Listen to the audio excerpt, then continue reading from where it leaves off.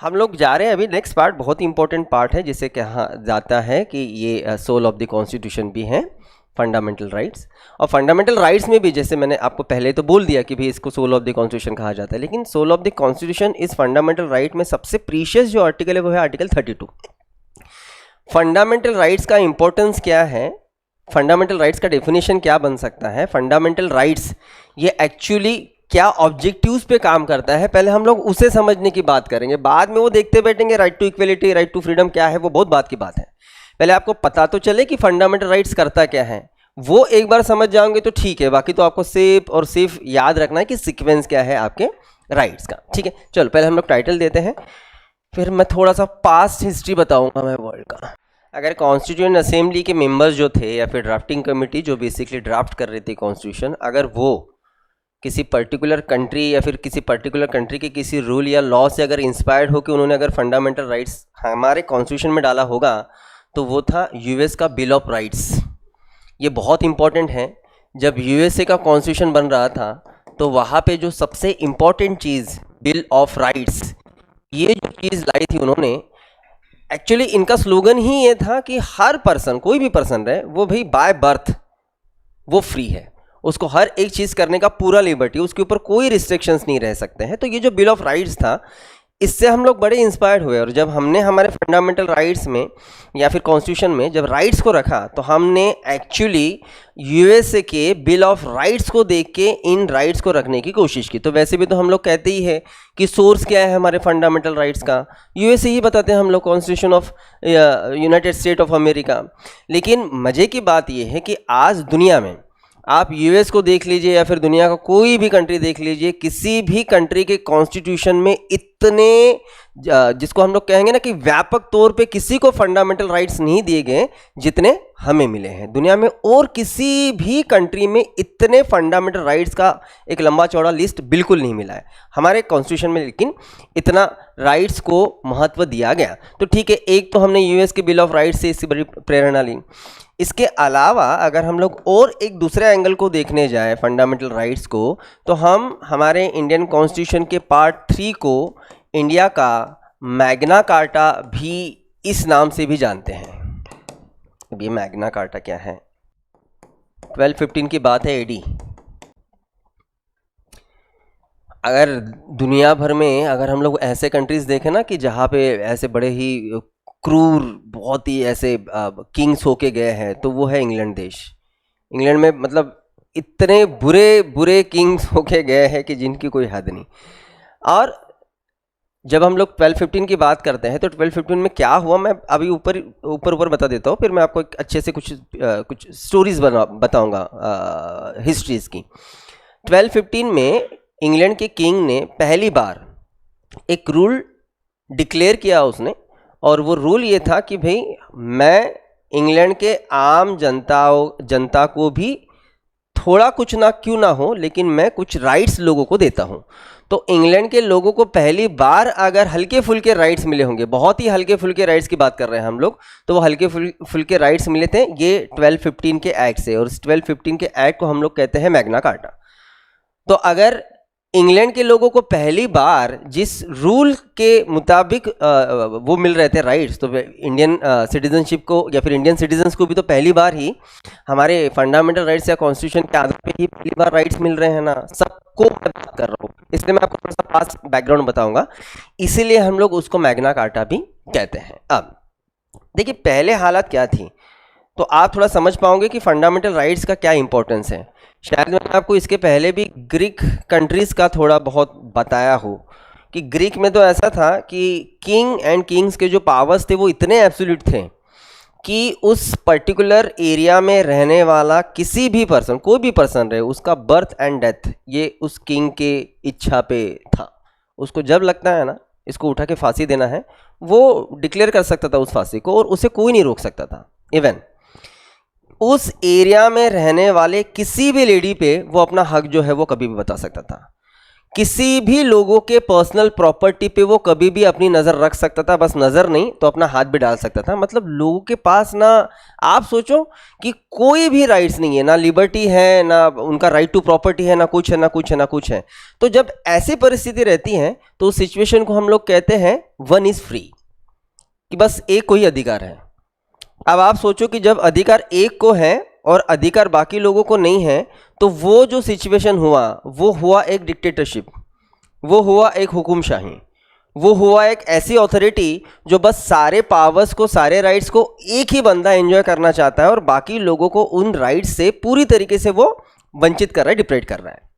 तो सबसे पहले आपको यही सिचुएशन दिखेगा कि जो सोसाइटी में हमें जो दिखता है वो दिखता है वन इज़ फ्री। मैं राइट्स की बात कर रहा हूँ ना, राइट्स को लेके बोल रहा हूँ कि सिचुएशन ऐसा था कि वन इज़ फ्री। काफ़ी समय गया, जैसे जैसे समय जाते गया वैसे वैसे फिर कुछ लोगों से ये डिमांड्स आती गई कि नहीं भाई, राइट्स हमें भी चाहिए, लिबर्टी हमें भी चाहिए। तो थोड़ा बहुत फ्लेक्सिबिलिटी पॉलिटी में आते गया और किंग ने कुछ राइट्स उसने उसके कैबिनेट के लोगों को भी देना शुरू कर दिया। तो जब उसके कैबिनेट के लोगों को या फिर ऑफिसर्स को थोड़े बहुत राइट्स मिले, मतलब किंग को तो राइट्स ही, सोसाइटी में और किसी को राइट्स नहीं थे, लेकिन अब उसके कैबिनेट को, जो उसके मिनिस्टर्स हो गए या फिर जो भी उसके जो सरदार हो गए, उनको अगर राइट्स मिल रहे हैं, तो अब सिचुएशन ये हो रही है कि यहाँ से हुआ वन इज़ फ्री से चेंज होकर हमें दिखता है फ्यू आर फ्री, कुछ लोगों को अधिकार है। लेकिन बाद में फिर से सोसाइटी सामने जाती गई, लोग झगड़ते रहे अपने राइट्स के लिए, और तब जाके फाइनली हमें लगभग दुनिया भर में आज जो कॉन्सेप्ट मिलती है वो है ऑल आर फ्री। तो जब ऑल आर फ्री हो गए, मतलब राइट्स सबको इक्वली डिस्ट्रीब्यूटेड रहेंगे। जब हम लोग राइट्स सबको देंगे तो हमें उसके साथ एक वर्ड को यूज़ करना चाहिए कि वो वर्ड रहेगा कि विदाउट एनी डिस्क्रिमिनेशन। हम बिल्कुल कोई भी डिस्क्रिमिनेट ना करके सबको इक्वल राइट्स दे रहे हैं। जैसे अमेरिका एंड फ्रांस में बड़ी बड़ी बातें हुई, जैसे हम कह रहे हैं कि बिल ऑफ राइट्स से हमने प्रेरणा ली, और बिल ऑफ राइट्स क्या कहता है यूएसए का, जब 1779 में वहाँ पे रिवॉल्यूशन हुआ तब का है ये बिल। तो ये बिल ये कहता है कि सारे लोग बाय बर्थ जो है वो फ्री है और उनको राइट्स देना ये बेसिकली गवर्नमेंट का रिस्पॉन्सिबिलिटी है। और अगर गवर्नमेंट ये राइट्स लोगों को नहीं दे पा रहा है तो ऐसे गवर्नमेंट को चेंज करने का राइट आम लोगों के हाथ में रहना चाहिए। समझ में आई बात? अब इतनी बड़ी बड़ी बातें तो कर दी, चलो अमेरिका को भी हमने देख लिया, पहले हम लोग फ्रांस को भी देखते कि फ्रांस में क्या। फ्रांस में जब फ्रेंच रिवॉल्यूशन हुआ तो फ्रेंच रिवॉल्यूशन का स्लोगन ही था कि लिबर्टी, इक्वलिटी एंड फ्रेटर्निटी। अब देखो उन्होंने वर्ड्स तो इतने बड़े बड़े यूज़ कर लिए, तो लिबर्टी तो उन्होंने डिमांड किया है, लेकिन लिबर्टी विद इक्वलिटी बोल रहे हैं। अब यूएस होगा या फिर फ्रांस होगा या फिर इंग्लैंड होगा, इंग्लैंड ने भी बाद में धीरे धीरे सबको राइट्स दिया, लेकिन फिर भी इन सारे कंट्रीज़ में ये जो था लिबर्टी, इक्वलिटी, तो इक्वलिटी में एक्चुअली इक्वलिटी नहीं था, यहाँ पे बहुत ज़्यादा इनइक्वलिटी था। जैसे अगर आप यूएस चले जाओ तो यूएसए में आपको जितने राइट्स मिलेंगे वो राइट्स सिर्फ और सिर्फ गोरों को थे, जो ब्लैक थे उन्हें ये राइट्स नहीं थे। और दूसरी बात, सिर्फ गोरों में भी हमें ये देखना पड़ेगा कि जेंडर वाइज अगर मेल और फीमेल को डिस्क्रिमिनेट कर लें तो सिर्फ मेल को राइट्स थे, फीमेल को नहीं थे, वुमेन्स को नहीं थे। तो जितने राइट्स है उसमें से कौन कौन छट गए हैं, वुमेन छट गए हैं और जितने भी काले लोग हैं वो छट गए हैं। तो इसे हम लोग इक्वल राइट्स तो कहेंगे ही नहीं। आप सोचो कि इतना समय झगड़ने के बाद बुकर टी वॉशिंगटन, इन्होंने जितना मतलब वहाँ के ब्लैक लोगों के लिए वो किया है, डिमांड्स रखे हैं, तब जाके जब यूएसए में 14th अमेंडमेंट हुआ, उस 14th अमेंडमेंट से कहीं तो वहाँ यूएस के लोगों को भी पढ़ने का राइट मिल जाता है जो ब्लैक थे। वो भी कब की बात, लगभग 1920 के बाद की बात है। और जब सबसे पहला एडमिशन जो हुआ था, वो पर्सन क्लासरूम के बाहर, विंडो के बाहर उसको एक छोटा सा टेबल लगा के दिया था, वो वहाँ से पढ़ता था, वो वहाँ से बस ब्लैक बोर्ड देख सकता था और वो सिर्फ ब्लैक बोर्ड ही देख सकता था। अंदर बैठे हुए स्टूडेंट जो है गोरे, उसके ऊपर भी नज़र नहीं रख सकता था। इतना डिस्क्रिमिनेट अमेरिका में भी हुआ है। हम किस डेवलपमेंट की बात करते हैं ना, ये बड़ी सोचने वाली बात है। यूएस में भी सेम, आपके इंग्लैंड में, आप इंग्लैंड में भी चले जाओ तो इंग्लैंड में भी वही सेम मामला था। इंग्लैंड में भी काफ़ी समय तक वुमेन्स को कोई राइट्स नहीं थे, पॉलिटिकल नहीं थे, सोशल नहीं थे, इकोनॉमिकल नहीं थे, बिल्कुल नहीं थे। सबसे इंपॉर्टेंट तो उनका डिमांड ही ये था, राइट टू वोट तो हमें दो। वो तो रहना चाहिए भाई, पॉलिटिकली हमें भी उतना इंपॉर्टेंस रहना चाहिए जितना मेल को है। तो काफ़ी झगड़े हुए, झगड़ा कहने से अच्छा हम लोग ये कहेंगे कि वहाँ पे काफ़ी लोगों ने डिमांड किया, आम लोगों ने डिमांड किया, महिलाओं ने स्पेशली। एक इवेंट ऐसा हुआ कि जब वहाँ पे रेस कोर्स चल रहा था, रेस कोर्स सबको पता होगा, ठीक है, घोड़े दौड़ते हैं रेस कोर्स से, वहाँ से ट्रैक से, और उस इवेंट में अच्छे खासे बड़े बड़े लोग आए थे, मतलब इंग्लैंड का किंग था, यूएस का प्रेसिडेंट था, ऐसे बड़े बड़े सब लोग थे, बड़ा इवेंट था वो। तो वो फेमिनिस्ट जो इंग्लैंड में लीड कर रहे थे महिलाओं के राइट्स को लेके, वो पूरा लगभग 20 से 25 महिलाएं आ गए ट्रैक पे, और उस ट्रैक पे वो सीधा सो गए और घोड़े उन सारे महिलाओं को चीर के निकल गए। लगभग उसमें से 8 से 10 महिलाएं वहीं पे डेथ हो गया उनका। जब ये हुआ उसके बाद इंग्लैंड वुमेन्स को राइट टू वोट देता है, हालात यहाँ तक हैं। तो हम इसको बिल्कुल भी इक्वल राइट्स नहीं कहेंगे, इनइक्वलिटी हर जगह पे थी। अगर हम लोग इंडिया में भी देखें तो इंडिया में भी भाई डिस्क्रिमिनेशन और इनइक्वलिटी के बारे में तो काफ़ी चर्चा हो सकती है। एटलीस्ट हम लोग बाहर का भी, मैं हमेशा इसलिए बोलता हूँ कि ये जो डिस्क्रिमिनेशन है, ये डिस्क्रिमिनेशन बस हमारे देश तक सीमित वाला मामला नहीं है, ये पूरे दुनिया भर में ऐसे ही चला है, ठीक है। इंडिया में भी काफ़ी मात्रा में इसको चलाया गया। इंडिया में बस मामला ये है कि कास्ट बेस, रिलीजन बेस ये डिस्क्रिमिनेशन ज़्यादा था, नो डाउट। जेंडर बेस भी ये डिस्क्रिमिनेशन बहुत ज़्यादा था, वुमेन्स को कोई स्पेशल राइट्स नहीं थे, ठीक है। अब ये जो सारी समस्या दिख रही है हमें, ये सारी समस्याओं को हटा के जब हम लोग सिर्फ इंसान को जब इंसान मानते हैं, और इसी कारण जब सारे इंसान को, सारे लोगों को एक साथ इक्वल राइट्स देने की बात करते हैं, तो उन राइट्स को हम लोग कहेंगे विदाउट एनी डिस्क्रिमिनेशन। हमने बिल्कुल कोई डिस्क्रिमिनेशन नहीं किया। हमने, यही तो सबसे इम्पोर्टेंट बात है कि हमने जब राइट्स दिए हैं तो उन राइट्स को लेके हमने बिल्कुल कोई डिस्क्रिमिनेशन नहीं दिया कि भाई ये राइट मेल का है, ये फीमेल का है, बिल्कुल नहीं। ये जो है वो हिंदू का है, ये मुस्लिम्स का है, ऐसा बिल्कुल नहीं। हमने सारा religion, caste base, race base, उसका बर्थ कहीं पे भी होगा, हमने सबको इक्वल राइट्स देने की कोशिश की। वो इंडिया में अगर रह रहा है, अगर वो इंडियन सिटीजन है, तो उसे इक्वल ट्रीटमेंट दिया जाएगा, ठीक है। तो बेसिकली जब हमने हमारे फंडामेंटल राइट्स को हमारे कॉन्स्टिट्यूशन में लाने की कोशिश की, तो ऑफकोर्स हमने उसके ना कुछ ऑब्जेक्टिव्स रखे। ऑब्जेक्टिव्स क्या है वो हम लोग समझेंगे, लेकिन पहले आपको ये तो समझ में आए कि जिसे हम लोग फंडामेंटल राइट्स कहते हैं, तो ये स्पेशल वर्ड क्यों यूज़ करते हैं हम लोग। फंडामेंटल राइट्स मतलब क्या है, मूलभूत अधिकार, इसका महत्व क्या होता है, पहले इस मीनिंग को समझिए आप।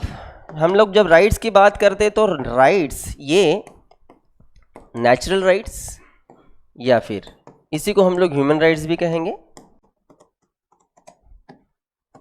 और इसी को हम लोग फंडामेंटल राइट्स भी कहते हैं। ऐसा कुछ नहीं है कि नेचुरल राइट्स या फिर ह्यूमन राइट्स अलग होते हैं, फंडामेंटल राइट्स अलग होते हैं, नहीं। लेकिन यही जो ह्यूमन राइट्स है या फिर नेचुरल राइट्स हैं, ये फंडामेंटल राइट कहीं कहीं हो सकते हैं। कैसे, क्या समझने की कोशिश करते हैं। जैसे आपको लगता है कि नेचर ने ऐसा कुछ डिस्क्रिमिनेशन किया है कि बोलने का अधिकार, राइट टू फ्रीडम या फिर राइट टू स्पीच, ये बस इन लोगों को है, इन लोगों को नहीं है, ऐसा हो सकता है। नेचर डिस्क्रिमिनेशन नहीं करता है, एक बात याद रखिए। ऐसा नहीं बोल रहा हूँ कि नेचर डिस्क्रिमिनेशन नहीं करता है, नेचर भी करता है, लेकिन उसका सेंस अलग रहता है। मैं कभी डिस्क्रिमिनेशन के बारे में आपको बहुत अच्छे से समझाऊंगा। ह्यूमन डिस्क्रिमिनेशन, नेचर डिस्क्रिमिनेशन दोनों चीज़ें होती हैं। नेचर डिस्क्रिमिनेशन को हम लोग बदल नहीं सकते, लेकिन ह्यूमन डिस्क्रिमिनेशन जो जानबूझ के किया है उसको बहुत अच्छे तरीके से हम लोग बदल सकते हैं। लेकिन उस ह्यूमन डिस्क्रिमिनेशन को बदलने के लिए हमें डिस्क्रिमिनेशन ही करना रहता है। कैसे, क्या, मैं आपको बाद में समझाऊंगा। जैसे अगर हम लोग नेचर की बात करें, नेचर इनइक्वलिटी की बात करें, तो कुछ भी कर लीजिए आप ज़मीन और आसमान को एक नहीं कर सकते। आप कुछ भी कर लीजिए, मेल फीमेल ये दोनों जेंडर ये अलग ही रहेंगे। आप कुछ भी कर लीजिए, जो काला है जो गोरा है, जो काला है उसको हमने फेयर एंड लवली की किलो भर के ना रोज अगर उसको लगा के दिया फिर भी गोरा नहीं होने वाला, नहीं होने वाला, वो मुश्किल है। आप कुछ भी कर लीजिए, अगर वो दिमाग से है पैदल, तो आपने उसको भाई दुनिया के सबसे बेहतरीन अगर टीचर के पास भी छोड़ दिया तो भी उसमें खामियां रहेंगी। ये नेचुरल इनइक्वालिटी है, उसको हम लोग चेंज नहीं कर सकते। लेकिन वो इनइक्वेलिटी जो ह्यूमंस ने क्रिएट की है भाई, उसे बहुत हम लोग अच्छे से चेंज कर सकते हैं। ठीक है, तो पहले तो आप ये समझिए कि जब हम लोग नेचुरल या फिर ह्यूमन राइट्स की बात करते हैं और फंडामेंटल राइट्स की बात करते हैं, इसमें क्या अंतर रह सकता है। जैसे मैंने एग्जांपल के लिए अभी मैंने आपको पूछा कि फ्रीडम ऑफ स्पीच, भाई ये तो सबका अधिकार है, बाय बर्थ अधिकार है। आप सोचो कभी ऐसा हो सकता है कि नहीं इन लोगों को बात करने का राइट नहीं है, इन लोगों को बात करना है। पहली बात तो बात करने का मतलब समझ लीजिए आप, बात करना मतलब हमारी सोच रखना बहुत इंपॉर्टेंट है। सामने हम लोग जब ऑब्जेक्टिव्स देखेंगे ना, तो आपको ये भी मैं आपको बताऊंगा कि फंडामेंटल राइट्स क्या करते हैं। तो बेसिकली फंडामेंटल राइट्स हमारे materialistic, intelligence, moral and spiritual चीज़ों को डेवलप करते हैं। ये हमारे राइट्स ये सारी चीज़ों के लिए बहुत इंपॉर्टेंट है। हम अगर बहुत अच्छे से जी रहे हैं ना इस देश में, तो उसके पीछे जो हमारे पीछे का जो बैकअप है वो है हमारे फंडामेंटल राइट्स। बस हम पढ़े नहीं है फंडामेंटल राइट्स, इसलिए हमें पता नहीं, हमें मिल जाते हैं ना। बेसिकली हम जहाँ पे हमारा बर्थ हुआ बस मिल गया हमें हमारे राइट्स, तो हमें पता नहीं चलता कि कैसे मिल रहे हैं। लेकिन फंडामेंटल राइट्स से ही ये सारा डेवलपमेंट आप देख रहे हो। यहाँ पे हम लोग जब बैठे ना, सबके सब लोग, कोई भी रहे फिर वो, तो उसके पीछे हमारे कॉन्स्टिट्यूशन और फंडामेंटल राइट्स का बहुत ज़्यादा इंपॉर्टेंस है। आप समझिए, आप इसी बात को समझना बहुत ज़्यादा ज़रूरी है। तो जैसे हम कह रहे हैं कि फ्रीडम ऑफ स्पीच जैसे सबको राइट है, तो ये तो नेचुरल राइट्स हुआ, ये नेचुरल राइट्स हुए। राइट टू वर्क, आपको क्या लगता है नेचुरल रहना चाहिए ना? ये नहीं, मतलब कोई भी बंदा कोई भी काम करे भाई, वो जो काम कर सकता है वो काम करने का राइट उसे रहना चाहिए कि नहीं भाई? अगर वो चाहता है कि वो पढ़ाए तो उसे वो अधिकार रहना चाहिए। वो चाहता है कि वो खेती करे, उसे वो अधिकार रहना चाहिए। हर किसी पर्सन को अपनी इच्छा से अपना काम करने का पूरा राइट रहना चाहिए। अब इसमें इनइक्वलिटी हो सकता है, फिर नेचर उसको इनइक्वल कर सकता है क्या? बिल्कुल नहीं भाई। आप अगर ह्यूमंस हो तो बेसिकली आपको सारे राइट्स है बाय बर्थ है, बाय बर्थ है। अब जैसे और एक एग्जांपल समझ के चलिए कि एक घर में एक बच्चा पैदा हुआ, गरीब ही था, लेकिन धीरे धीरे थोड़ा जैसे जैसे बड़ा होते गया उसने मेहनत ली, उसने समझ के चलो कि कोई समोसा या कचौरी का ठेला डाल दिया, उसमें उसने मेहनत किया, मेहनत करके उसने पैसा कमाया, झोपड़ी में रहता था, घर बांधा, पहले छोटी गाड़ी थी, एक बड़ा दुकान डाल दिया। वो क्या कर रहा है? वो अपनी प्रॉपर्टी खड़ी कर रहा है, वो अपनी असेट खड़ी कर रहा है। अब वो अपनी प्रॉपर्टी खड़ी कर रहा है, असेट खड़ी कर रहा है, तो वो जो मेहनत करके मेहनत लेके अपनी प्रॉपर्टी खड़ी कर रहा है, उसके ऊपर कोई रिस्ट्रिक्शंस कैसे ला सकता है? वो उसका राइट है, मानते हो? उसका राइट है। तो बेसिकली अगर आप देखो तो ये सारे राइट्स ना नेचुरल राइट्स हैं, बाय बर्थ हमें मिले हैं। देखा जाए तो इसे कोई रोक नहीं सकता। समझ में आ रही बात मैं क्या बोल रहा हूं कि ये सारे राइट्स जो है ये नेचुरल राइट्स है। अब पढ़ने का अधिकार सबको होगा, रहना ही चाहिए। आप सोचो कि इसमें किस बेसिस पे हम लोग डिस्क्रिमिनेशन कर सकते हैं? कर ही नहीं सकते। बेसिकली ये बाय बर्थ राइट है, सबको है, और ये मेल को भी है, फीमेल को भी है। अगर हम लोग एरिस्टोटल की थ्योरी को समझने जाए मतलब सुनने जाए, और उसके थ्योरी पे अगर हम लोग विश्वास कर बैठे तो हो गया, फिर तो हम लोग बेवकूफ होंगे। मैंने बताया ना एरिस्टोटल क्या कहता था कि महिलाओं को कम रहता है, पुरुषों को ज्यादा रहता है। क्यों? क्योंकि महिलाओं को दांत कम रहते हैं। अब क्या लॉजिक है इसमें? कुछ नहीं, लेकिन लोगों ने विश्वास किया ना, और इतने साल तो चलते ही आए ये बात कि हाँ भाई वुमेन्स को कम है उनका माइंड। तो बेसिकली ऐसा कोई भी जब रूल बनता है, पहली बात तो आप समझिए, रूल नहीं, कोई थ्योरी बनता है, कोई सोच बनती है, तो उस सोच के पीछे किसी ना किसी का जो है वो उसका खुद का स्वार्थ रहता है। वो अपने स्वार्थ के लिए कुछ रूल बनाता है कि भाई जो मिले वो उसे मिले, बाकी लोगों को ना मिले। और वही जो है फिर वो ट्रेडिशन, वो नॉर्म्स चलते रहते हैं, और हमें लगता है कि भाई नहीं, ये हमारे बस की बात नहीं है, या फिर ये हमारा राइट ही नहीं है। समझ में आई बात? अब नेचुरली सबको सारे राइट्स हैं, और जब नेचुरली सबको जो सारे राइट्स है वो है ह्यूमन राइट्स, वही ह्यूमन राइट्स है। हम इंसान हैं, हमें सबको राइट्स है। इंसान बाकी एनिमल से अलग है, क्योंकि ना इंसान के पास ना कुछ अलग चीजें हैं, कुछ अलग क्वालिटीज हैं, जिसमें से एक क्वालिटी ये है हमारे पास कि हम बाकी एनिमल से ज्यादा अच्छे से तर्क लॉजिकली सोच सकते हैं। मैं क्या बोल रहा हूं अच्छे से आपको समझिए। सारे एनिमल्स, कितने एनिमल्स होंगे पूरे, अगर बैक्टीरिया वायरस से पकड़ के अगर हम लोग देखें, lakhs and crores. In lakhs and crore में बस एक ही एनिमल ऐसा है जो इतना डेवलप हुआ है, और वो है ह्यूमन। उसके उसके पीछे का सबसे इंपॉर्टेंट बात क्या, हम लोग लॉजिकली सोच सकते हैं। मैं बोल रहा हूं लॉजिकली, जब तक हमारे पूर्वज लॉजिकली नहीं सोच रहे थे ना, हम लोग जंगल में रहते थे। ब्रेन तो था लेकिन वो इतना डेवलप नहीं हुआ था ना, हम लोग इतना लॉजिकली नहीं सोचते थे। अब उसके पीछे भी अलग थ्योरी है, छोड़ो उस थ्योरी में मैं नहीं जाऊंगा, क्योंकि ह्यूमंस का जो हिस्ट्री मिलता है वो ऐसा तो है नहीं ना 1000-2000 साल पहले ही हमें ह्यूमंस मिलते हैं। लैक्स ऑफ 26 लैक्स पहले का एक हमें वो मिला है सोर्स साउथ अफ्रीका में। तो इंडिया की अगर बात करें तो 10 लाख पहले का मिला है। तो 10-20 लाख पहले अगर ह्यूमंस थे, लेकिन आपको ये जो डेवलप सोसाइटी मिलती है, जिसको हम लोग सिविल सोसाइटी कहेंगे, डेवलप सोसाइटी मतलब सिविल सोसाइटी, तो ये सिविल सोसाइटी आपको कब से मिल रही है? 3000 साल पहले से। आप सोचो, हम लोग बात कर रहे हैं 26 लाख साल पुरानी ह्यूमंस के हिस्ट्री की, और ह्यूमंस डेवलप हुए बस 3000 साल पुरानी बात है, 4000 साल पुरानी बात है। क्यों ऐसा?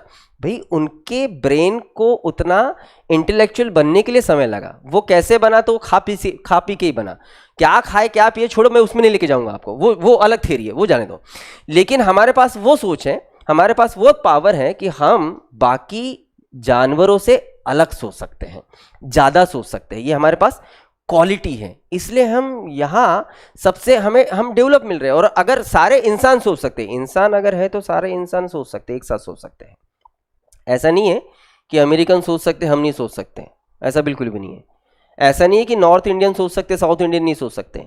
ऐसा नहीं है कि पुणे के लोग सोच सकते और नागपुर के नहीं सोच सकते, ऐसा बिल्कुल नहीं है। सारे ह्यूमन सोच सकते हैं, और सारे ह्यूमंस अगर एक साथ इक्वल क्वालिटी के दिखते हैं तो राइट्स भी सबको इक्वल रहना चाहिए। सबको बाय बर्थ जो राइट्स रहेंगे वो रहेंगे आपके नेचुरल, या फिर वो रहेंगे आपके ह्यूमन राइट्स। अब ये राइट्स सबको है। अब ये राइट्स इंडियंस को भी है, और ये राइट्स नॉर्थ कोरिया के भी लोगों को है ना। उधर लेके जाओ, मैं आपको सबसे उस कंट्री में लेके जा रहा हूँ ना जहाँ पे बहुत कुछ ऐसी हुकूमत चलती है एक पर्सन की। ये जो नेचुरल राइट्स है या फिर ह्यूमन राइट्स है, ये अगर यहाँ के देश में इंडिया में रहने वाले लोगों को है, तो यही राइट्स वहाँ नॉर्थ कोरिया के लोगों को भी है ना। सबको है, सबको है। लेकिन बस याद रखिए, फ्रीडम ऑफ स्पीच ये मेरा नेचुरल राइट है, फ्रीडम ऑफ स्पीच ये नॉर्थ कोरिया के रहने वाले लोगों का भी नेचुरल राइट है, बिल्कुल है। लेकिन फ्रीडम ऑफ स्पीच ये मेरा नेचुरल राइट होने के साथ साथ फंडामेंटल राइट भी है, लेकिन नॉर्थ कोरिया के लोगों का वो फंडामेंटल राइट नहीं है। तो अगर वहां नहीं है, वहां पे सिर्फ नेचुरल है या फिर ह्यूमन है बोल रहे हैं हम लोग, वहां पे वो फंडामेंटल राइट नहीं, तो कोई नेचुरल राइट या ह्यूमन राइट ये फंडामेंटल कब होता है या फिर फंडामेंटल कब बन सकता है? तो उसके लिए उसको 2 कंडीशन फुलफिल करने रहते हैं। 2 कंडीशन, जब हम उस फंडामेंटल राइट्स को बकायदा आपके कंट्री का जो फंडामेंटल लॉ है उसमें जगह देंगे। और हमारा फंडामेंटल लॉ क्या है? कॉन्स्टिट्यूशन। कॉन्स्टिट्यूशन जब हम हमारे कॉन्स्टिट्यूशन में इसके प्रोविजंस लिखेंगे कि भाई हमें ये राइट्स है, ये राइट्स है, ये राइट्स है, और बस इतना करके नहीं होगा, इतना करके बिल्कुल नहीं होगा। हमें नो डाउट उन नेचुरल राइट्स को जगह देना है आपके कॉन्स्टिट्यूशन में। लेकिन इसके अलावा कॉन्स्टिट्यूशन में जगह देने के बाद जब हम इन सारे राइट्स के प्रोटेक्शन के लिए कुछ प्रोविजंस भी करके रखते हैं, जैसे हमारे राइट्स पे अगर रिस्ट्रिक्शंस आ सकते हैं या फिर आते हैं, तो हम लोग आर्टिकल 32 का यूज करके सीधा सुप्रीम कोर्ट, या आर्टिकल 226 का यूज करके सीधा हाई कोर्ट जा सकते हैं। तो जब हमारे कॉन्स्टिट्यूशन में रखे गए राइट्स के प्रोटेक्शन के लिए जब हम लोग उसे उन चीजों को, उन प्रोविजन को जस्टिसेबल बनाते हैं और सुप्रीम कोर्ट उन राइट्स को प्रोटेक्ट करने का बेड़ा उठाता है, तब कहते हैं हम उसे फंडामेंटल राइट्स। तो 2 कंडीशन फुलफिल करना है आपने। पहले तो उसको कॉन्स्टिट्यूशन में जगह देना है, और उसके बाद उसके प्रोटेक्शन के लिए प्रोविज़न करना है। अब समझ में आया ये कॉन्सेप्ट फंडामेंटल राइट्स का? अब सोचिए ना कि जहाँ पे जिस कॉन्स्टिट्यूशन में ऐसे कुछ प्रोविजंस किए नहीं है फंडामेंटल राइट्स के, या फिर उनके प्रोटेक्शन के लिए कुछ किया ही नहीं है, एक एग्जांपल लेके चलते हैं, तो वो नेचुरल राइट्स तो हैं, लेकिन आप सोचिए कि वो तो ऐसे नेचुरल राइट्स हुए जो कभी भी दबोचे जा सकते हैं, वहाँ के अथॉरिटी से दबोचे जा सकते हैं ना। बिल्कुल भाई, अगर आपको आपके उस राइट्स के प्रोटेक्शन के लिए कहीं पे कुछ प्रोविज़न करके नहीं रखा है, अथॉरिटी उसको ख़त्म कर देंगे, फिनिश कर देंगे। जैसे एग्जांपल लेते हैं, फंडामेंटल राइट्स में हम पढ़ने वाले हैं एबोलिशन ऑफ अनटचेबिलिटी। अब आप सोचिए कि इंसानों में डिस्क्रिमिनेट करके आप या कोई पर्टिकुलर पर्सन ये अनटचेबल है, ये बोल के उसको गांव के बाहर रखना, या फिर वो अनटचेबल है इस कारण उसके हाथ का पानी नहीं पीना या फिर उसे टच नहीं करना, भाई ये नेचुरल डिस्क्रिमिनेशन तो है नहीं, ये तो ह्यूमन डिस्क्रिमिनेशन है। अब आपने आर्टिकल 17 में डाल तो दे दिया कि भाई एवोल्यूशन ऑफ अनटचेबिलिटी, अरे लेकिन कैसे होगा, होगा कैसे, ये सोचने वाली बात है ना। आप किसी ने सही में डिस्क्रिमिनेट कर दिया तो फिर क्या, आपके फंडामेंटल राइट्स तो यहाँ पे वॉइड हो गए, तो उसके लिए क्या, हम बिल्कुल जा सकते हैं सुप्रीम कोर्ट, बिल्कुल जा सकते हैं। मैं आपको एक ब्रिटिश फोटोग्राफर आया था जब हम लोग ब्रिटिश रूल में थे, उसने एक गांव में, एक गांव भी नहीं था, बहुत ऐसा पिछड़ा गांव नहीं था, लेकिन वहाँ का उसका ना बड़ा एक बहुत इम्पॉर्टेंट उसका फोटो जो बहुत फेमस है, इंडिया के ह्यूमन डिस्क्रिमिनेशन को लेके वो बहुत बेहतरीन पिक्चर है। जैसे वो लोग जिसे अनटचेबल्स के नाम से सोसाइटी के बाहर रखा जाता था, तो कैसा है आप सोचिए कि वो तो उनके सामने सबसे बड़ी प्रॉब्लम क्या रहती थी, पानी की। अरे पानी नहीं पी सकते ना, क्योंकि गांव से अगर कोई रिवर भी बह रही है या फिर कोई लेक भी है, तो अगर वो लेक या रिवर का भी तो पानी पी रहा है, भाई वो तो पानी खराब हो गया, तो उसको पीने का राइट थोड़ी है। बड़ी मुश्किल रहती थी वो लोगों की जो अनटचेबल्स कहलाते थे, तो इनको बड़े मुश्किल से अगर किसी को दया आ गई तो इनको पानी देखो कैसे पिलाया जाता था। झोपड़ी रहती थी पुरानी, और पुरानी झोपड़ी में जहाँ पे एंट्रेंस रहता था वहाँ पे बांस जो पूरा वैकेंट वो रहता है उसका बीच का, उसको बीच से काट दो तो हाँ ऐसे इस तरीके से होल रहेगा, तो वो बांस ऐसे रखा जाता था इस तरीके से, और कोई लेडी या फिर मेल ऊपर से पानी डालेंगे और जिसको पानी पीना है वो उधर जाके बैठ के ऐसे पिएगा। ये लेवल था डिस्क्रिमिनेशन का। तो अगर ये लेवल है, और अगर ये लेवल इतना नहीं है आज, इतना नहीं है, ये लेवल कम हुआ, हम लोग ऐसा बोल सकते हैं। खत्म हुआ तो बिल्कुल नहीं बोलूंगा, पता है कहाँ तक खत्म हुआ, मैं आपको ये बता दूं, ये हुआ लगभग यहां तक खत्म है, मतलब टच कर सकते हैं, बैठ के खाना खा सकते हैं। ये फिजिकली कम हुआ, मेंटली नहीं हुआ, ये यहां पे अभी भी है। आप इस बात को अच्छे से समझिए। लेकिन ठीक है, मतलब हम एटलीस्ट बोल सकते हैं कि लास्ट 75 ईयर्स में हुआ तो है, डेवलपमेंट तो हुआ है, लोग एटलीस्ट मिल बांट के रह तो रहे हैं, लेकिन मेंटली नहीं हुआ।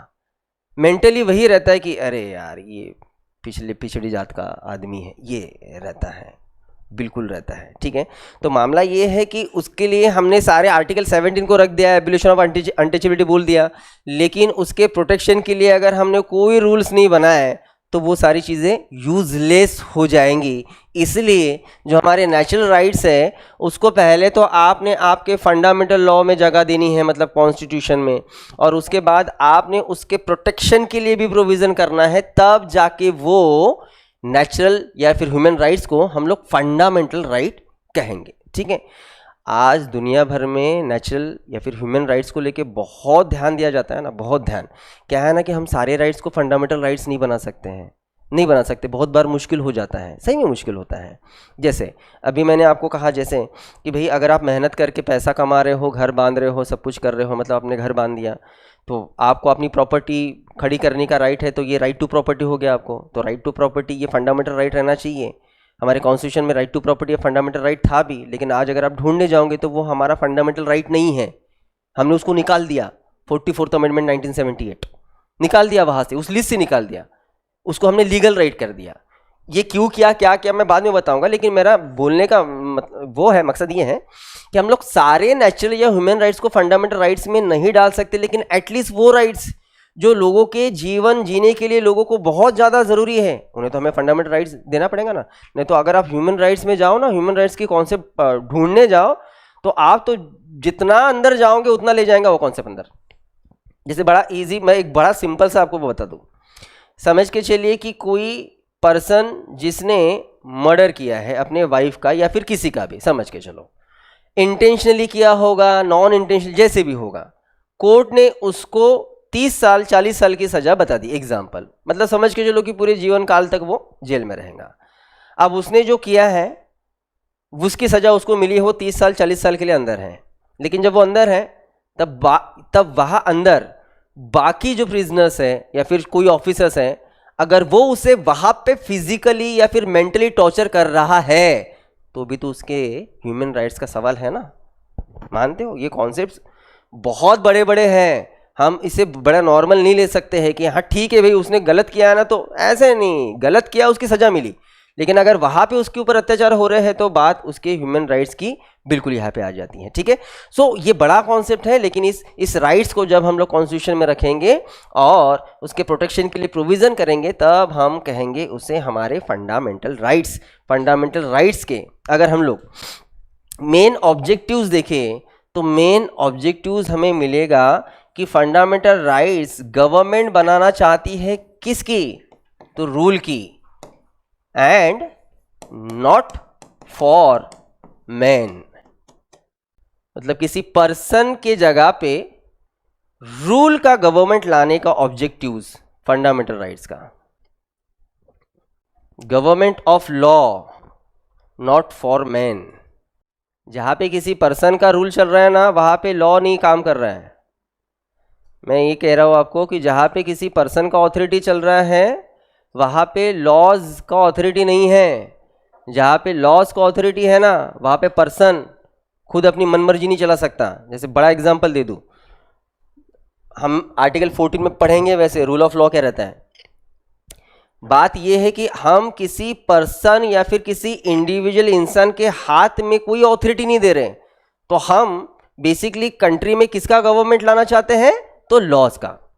और लॉज जो बताते हैं, लॉज जो बोल रहे हैं, लॉज जो करने को कह रहे हैं, वो प्राइम मिनिस्टर करेंगे या प्रेसिडेंट करेंगे। सीधा एक कॉमन अगर हिसाब में आपको दूं तो वहां हम लोग जो कह रहे हैं ना कि नॉट फॉर मैन, मतलब किसी इंसान की मनमर्जी नहीं चलेंगी। किसी इंसान, फिर वो कोई भी रहे ना, वो प्रेसिडेंट रहे या फिर वो प्राइम मिनिस्टर रहे, वो अपनी इच्छा से अपने तरीके से इस देश को नहीं चला सकते हैं। उन्हें जो गवर्नमेंट बनानी है या फिर जो गवर्नमेंट बनेगी वो लॉज के बेसिस पे रहेंगी, और लॉज के बेसिस पे रहेगी तो बेसिकली यहाँ पे किसी इंपॉर्टेंस दिया जा रहा है? राइट्स को। आप इसी बात को समझो। पता है फंडामेंटल राइट्स गवर्नमेंट को क्या आदेश देते हैं? फंडामेंटल राइट्स गवर्नमेंट को आदेश ये देते हैं कि आपने क्या नहीं करना है। इस बात को समझो। फंडामेंटल राइट्स ये गवर्नमेंट को ये ऑर्डर देते हैं कि आपने क्या नहीं करना है। तो गवर्नमेंट ने बेसिकली क्या नहीं करना है, तो फंडामेंटल राइट्स पे रिस्ट्रिक्शंस आए हैं। ऐसे किसी भी एक्शन को आपने नहीं करना है। समझ में आई बात? मतलब गवर्नमेंट ऐसा कोई एक्शन नहीं ला सकती है जिससे फंडामेंटल राइट्स पे रिस्ट्रिक्शंस आए। और ऑफ कोर्स आप सोचिए ना कि फंडामेंटल राइट्स पे रिस्ट्रिक्शंस जब गवर्नमेंट लाना चाहती है तो बेसिकली गवर्नमेंट सारे पावर्स एंड सारी ऑथोरिटी अपने हाथ में लेना चाहती है ना, अपने हाथ में लेना चाहती है। आर्टिकल 14 जब आप पढ़ोगे तो कहता है article 14 equal protection of law, equal opportunities of law. ये जो इक्वल प्रोटेक्शन ऑफ लॉ है, आप अगर सोचिए कि गवर्नमेंट चाहते कि नहीं भाई उनके फेवर के जो लोग हैं या उन्हें सपोर्ट जो करते हैं, अगर उनसे कुछ गलती हो गई तो हम ना उन्हें कहीं ना कहीं बचाने की कोशिश करेंगे। अब यहाँ पे अगर गवर्नमेंट पावरफुल है या फिर गवर्नमेंट किसी पर्सन की है, रूल की नहीं है, लॉ की नहीं है, तो वो सही में बचा लेगा। कौन सी बड़ी बात है? आप सोचो, बड़े बड़े वो लोग जो गवर्नमेंट को सपोर्ट करते हैं, फिर उन्होंने कुछ भी किया हो, बिल्कुल उनको बचाने की कोशिश तो करेंगे ना। यहाँ पे क्या हो रहा है?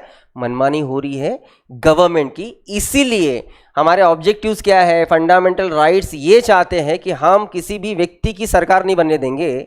हम सरकार बनाएंगे तो वो रहेंगी रूल की। ठीक है, बड़ा सिंपल मैं आपको एग्जाम्पल दे रहा हूँ। अभी बिहार इलेक्शन हुए तो बिहार इलेक्शन में कुछ एक दो चीज़ें, एक बुजुर्ग महिला थी, ऑफकोर्स वो मोदी जी की फ़ैन होगी काफ़ी, तो पहले उनके वीडियो आया कि कुछ भी हो जाए सरकार मोदी जी की ही रहेगी, और अगर जो मोदी जी को वोट नहीं देगा उसको मैं जूते से मारूंगी, ये उनका कहना था। चलो सरकार बन गई। अब देखिए 10 दिन नहीं हुए सरकार बन गए। अब सरकार ने क्या एक्शन लिया पता नहीं, एक स्लम एरिया को तोड़ दिया, उसमें उनका भी घर था। अब वो बेचारे रो रो के परेशान, अब वो ढूंढ रहे कि मोदी जी कहाँ हैं। ये प्रॉब्लम है देश की। तो मामला देखो क्या है कि गवर्नमेंट के मेन ऑब्जेक्टिव्स या फिर फंडामेंटल राइट्स के मेन ऑब्जेक्टिव्स क्या रहेंगे? गवर्नमेंट को रिस्ट्रिक्ट करना एंड आम लोगों को ज़्यादा से ज़्यादा राइट्स प्रोवाइड करना। अगर गवर्नमेंट अनकंट्रोल्ड हुई तो आपके फंडामेंटल राइट्स रिस्ट्रिक्ट हो जाएंगे, इसको समझिए। बेसिकली यही तो बैलेंसिंग करना है, और बैलेंसिंग करना है मतलब ऐसा नहीं है कि हमें गवर्नमेंट के अथॉरिटी और इंसानों को या फिर आम लोगों के फंडामेंटल राइट्स को बैलेंसिंग करना है। हमें फंडामेंटल राइट्स को ज़्यादा इंपॉर्टेंस देना है कि गवर्नमेंट यहाँ पे अपने आप कंट्रोल में आ सके। इसीलिए हमारे जो ऑब्जेक्टिव्स हैं, हम लोग कह रहे हैं कि हम ऐसा गवर्नमेंट बनाना चाहते हैं जो लॉज के ऊपर हो, वो किसी पर्सन का ना हो, किसी इंडिविजुअल पर्सन का ना हो। सो बेसिकली जो डिस्पोटिक या फिर हुकुमशाही जो अथॉरिटी करना चाहते हैं, उसको पूरी तरीके से रिस्ट्रिक्ट करने के काम फंडामेंटल राइट्स करते हैं। बड़ा सिंपल सा मैं आपको एग्जांपल दूं। आर्टिकल 25 से लेकर 28 के राइट्स जब हम लोग पढ़ेंगे, right to liberty of religion, तो आपको ये समझ में आएगा कि गवर्नमेंट किसी भी टेम्पल या फिर किसी भी रिलीजन के प्रॉपर्टी पे किसी भी तरीके से कोई रिस्ट्रिक्शंस नहीं लगा सकती। एक टुकड़ा नहीं ले सकती है ज़मीन का उनके। अरे टुकड़ा तो छोड़ो, जो जितना डोनेशन आता है ना, उस डोनेशन पे 1 रुपया टैक्स तक नहीं लगा सकती गवर्नमेंट, 1 रुपये तक नहीं। वो हम लोग समझेंगे। तो बेसिकली गवर्नमेंट ने यही करने की कोशिश की थी 1972 में। और केरला का टेम्पल था, और उस केरला टेम्पल के जो अधिपति थे उनका नाम था केशवानंद भारती। टेम्पल ट्रस्ट के वो थे चेयरमैन उस टाइम पे, और उन्होंने केस डाली थी सुप्रीम कोर्ट के खिलाफ। और वो हमारे कंट्री का आज तक का माइलस्टोन जजमेंट है, केशवानंद भारती केस 1973। और जब गवर्नमेंट ने किसी पर्सन कहो या सोसाइटी कहो या फिर कम्युनिटी कहो या फिर ग्रुप कहो, उनके फंडामेंटल राइट्स पे अपनी हुकूमत चला के जब रिस्ट्रिक्शंस लाने की कोशिश की, तो सुप्रीम कोर्ट जो कि हमारे प्रोटेक्शन के लिए बैठे हैं, उनके जजमेंट ने उनके उस एक्ट को इनलीगल घोषित कर दिया। और ऑफ कोर्स यहाँ पे क्या हुआ कि जो डिस्पोटिक अथॉरिटी है उसको कहीं ना कहीं रोकने की कोशिश किया गया कि आपकी मनमानी नहीं चलने वाली, आपको जैसे लगता है ना वैसे बिल्कुल नहीं होने वाला भाई। यहाँ रूल जो चलेगा वो बेसिकली चलेगा कॉन्स्टिट्यूशन या फिर हमारे रूल का। जैसे यहाँ पे मैं आपको और एक इम्पॉर्टेंट बात बताऊँ, जस्ट सेकंड। एग्जाम्पल के लिए ऑनलाइन आवाज़ आ रही है क्या बेटा? यहाँ पे बस एक बार मुझे मैसेज कर देना।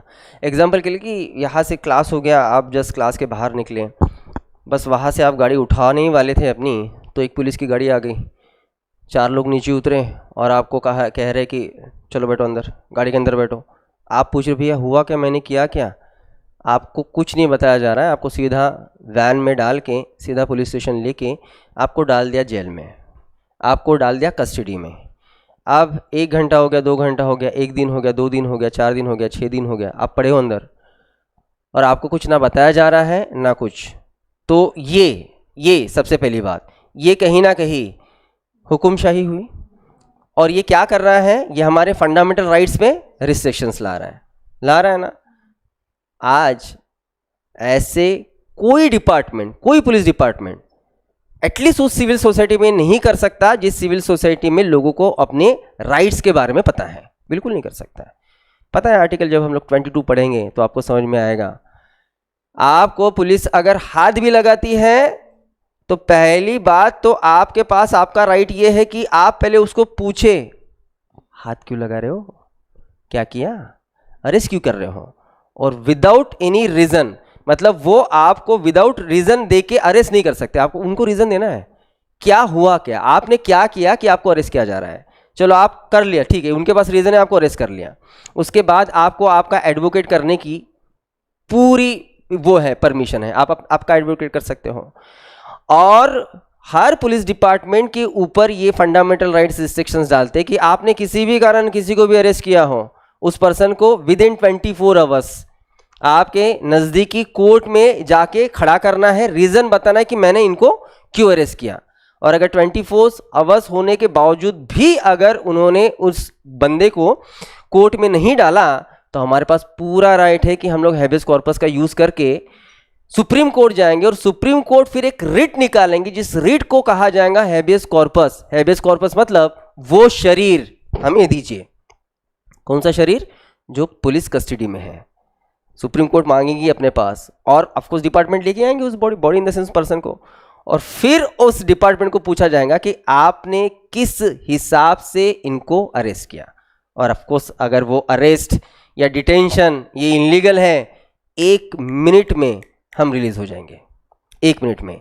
लेकिन ये सारी चीज़ें पता रहने के लिए हमें फंडामेंटल राइट्स पता तो रहे, तब जाके तो पता चलेंगे। आप देखो फिर से यहाँ पे बात क्या हुई थी हमारे राइट की, और हमारे राइट ने क्या कर दिया, फिर से वो जो अपनी ऑथोरिटी उस हिसाब से चला रहे थे उसको हमने रिस्ट्रिक्ट करने की कोशिश की। ठीक है, यहाँ पे और एक बहुत अच्छी केस जाना चाहिए। 2 दिन से बड़ा हंगामा हो रहा है दिल्ली में, अगर आपको पता होगा, दिल्ली का शिवपति मंदिर तोड़ दिया गवर्नमेंट ने। पता ही नहीं पता? यार आप लोग थोड़ा सा न्यूज़ लेके आया करो, हम लोग पॉलिटी पढ़ रहे हैं। 2021 में आरएसएस का देश का सबसे बड़ा हेडक्वार्टर बना है दिल्ली में। नागपुर में तो ही हेडक्वार्टर, लेकिन एक सब हेडक्वार्टर दिल्ली में है, 2021 में बना। अब वो ऑलरेडी हौची पोची एरिया में है, लगभग 10-12 फ्लोर का वो हेडक्वार्टर है आरएसएस का।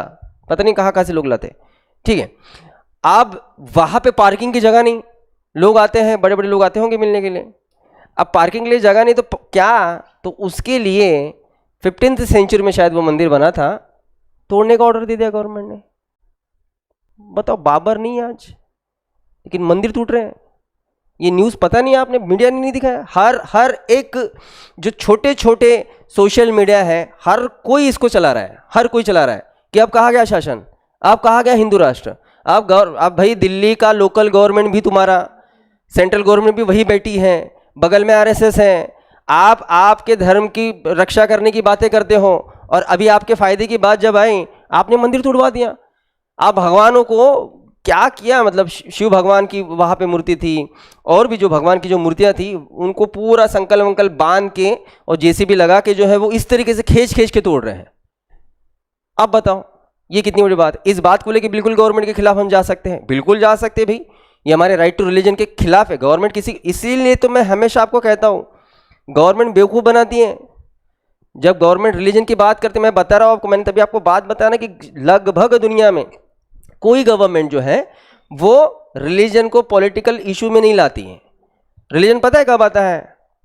जब रिलीजन तब ही आएगा पॉलिटिक्स में जब एम्प्लॉयमेंट जनरेशन नहीं हो रहा है, जब जीडीपी डाउन है, जब ग्रोथ रेट नहीं है, जब डर लगा है कि भाई आज हम 5 साल के लिए आए तो हैं, लेकिन अगले 5 साल का क्या, तो वो बैकअप प्लान रहता है रिलीजन का। ये बहुत जगह चला है, बहुत जगह चला है। जहाँ पे हमें डेवलपमेंट होते हुए नहीं दिख रहा ना, तब हमें कुछ तो दिखाना पड़ेगा लोगों को कि हम एटलीस्ट आपके धर्म की रक्षा तो करेंगे। धर्म की रक्षा कौन करेगा? गवर्नमेंट। अच्छा, गवर्नमेंट और क्या बोल रहा है, धर्म की रक्षा किससे करना है? आपको, मतलब आपको भी करना है, मुझे भी करना है, आपको भी करना है। बात यह है कि धर्म किस लिए जरूरी है? इंसान के डेवलपमेंट के लिए। तो धर्म ने क्या करना चाहिए? धर्म ने रक्षा करना चाहिए हमारी। हम कौन है धर्म की रक्षा करने वाले? ये कौन सा उल्टा प्रोसेस चल रहा है ना बात। धर्म ने इंसान की रक्षा करना चाहिए ना, हम और इतनी हमारी बढ़ गई है हैसियत कि हम धर्म की रक्षा कर सकते हैं। मतलब धर्म इतना छोटा हो गया, हम इतने बड़े हो गए। अरे सोचने वाली बात है ना। पहली बात बॉस, थोड़ा सा बुरा लगेगा आपको, लेकिन यहाँ तक आए हैं तो मैं थोड़ा सा और दो शब्द बोल दूँ।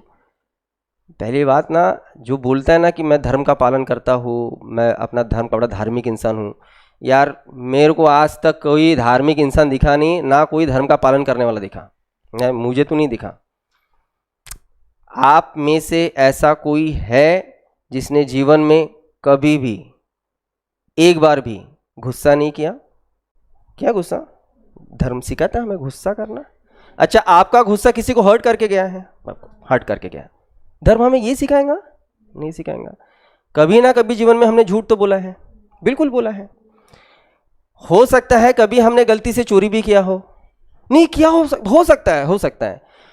आप में से कितने लोग ऐसे हैं जिन्होंने कभी भी अपने मुंह से एक शब्द भी गाली नहीं निकाली?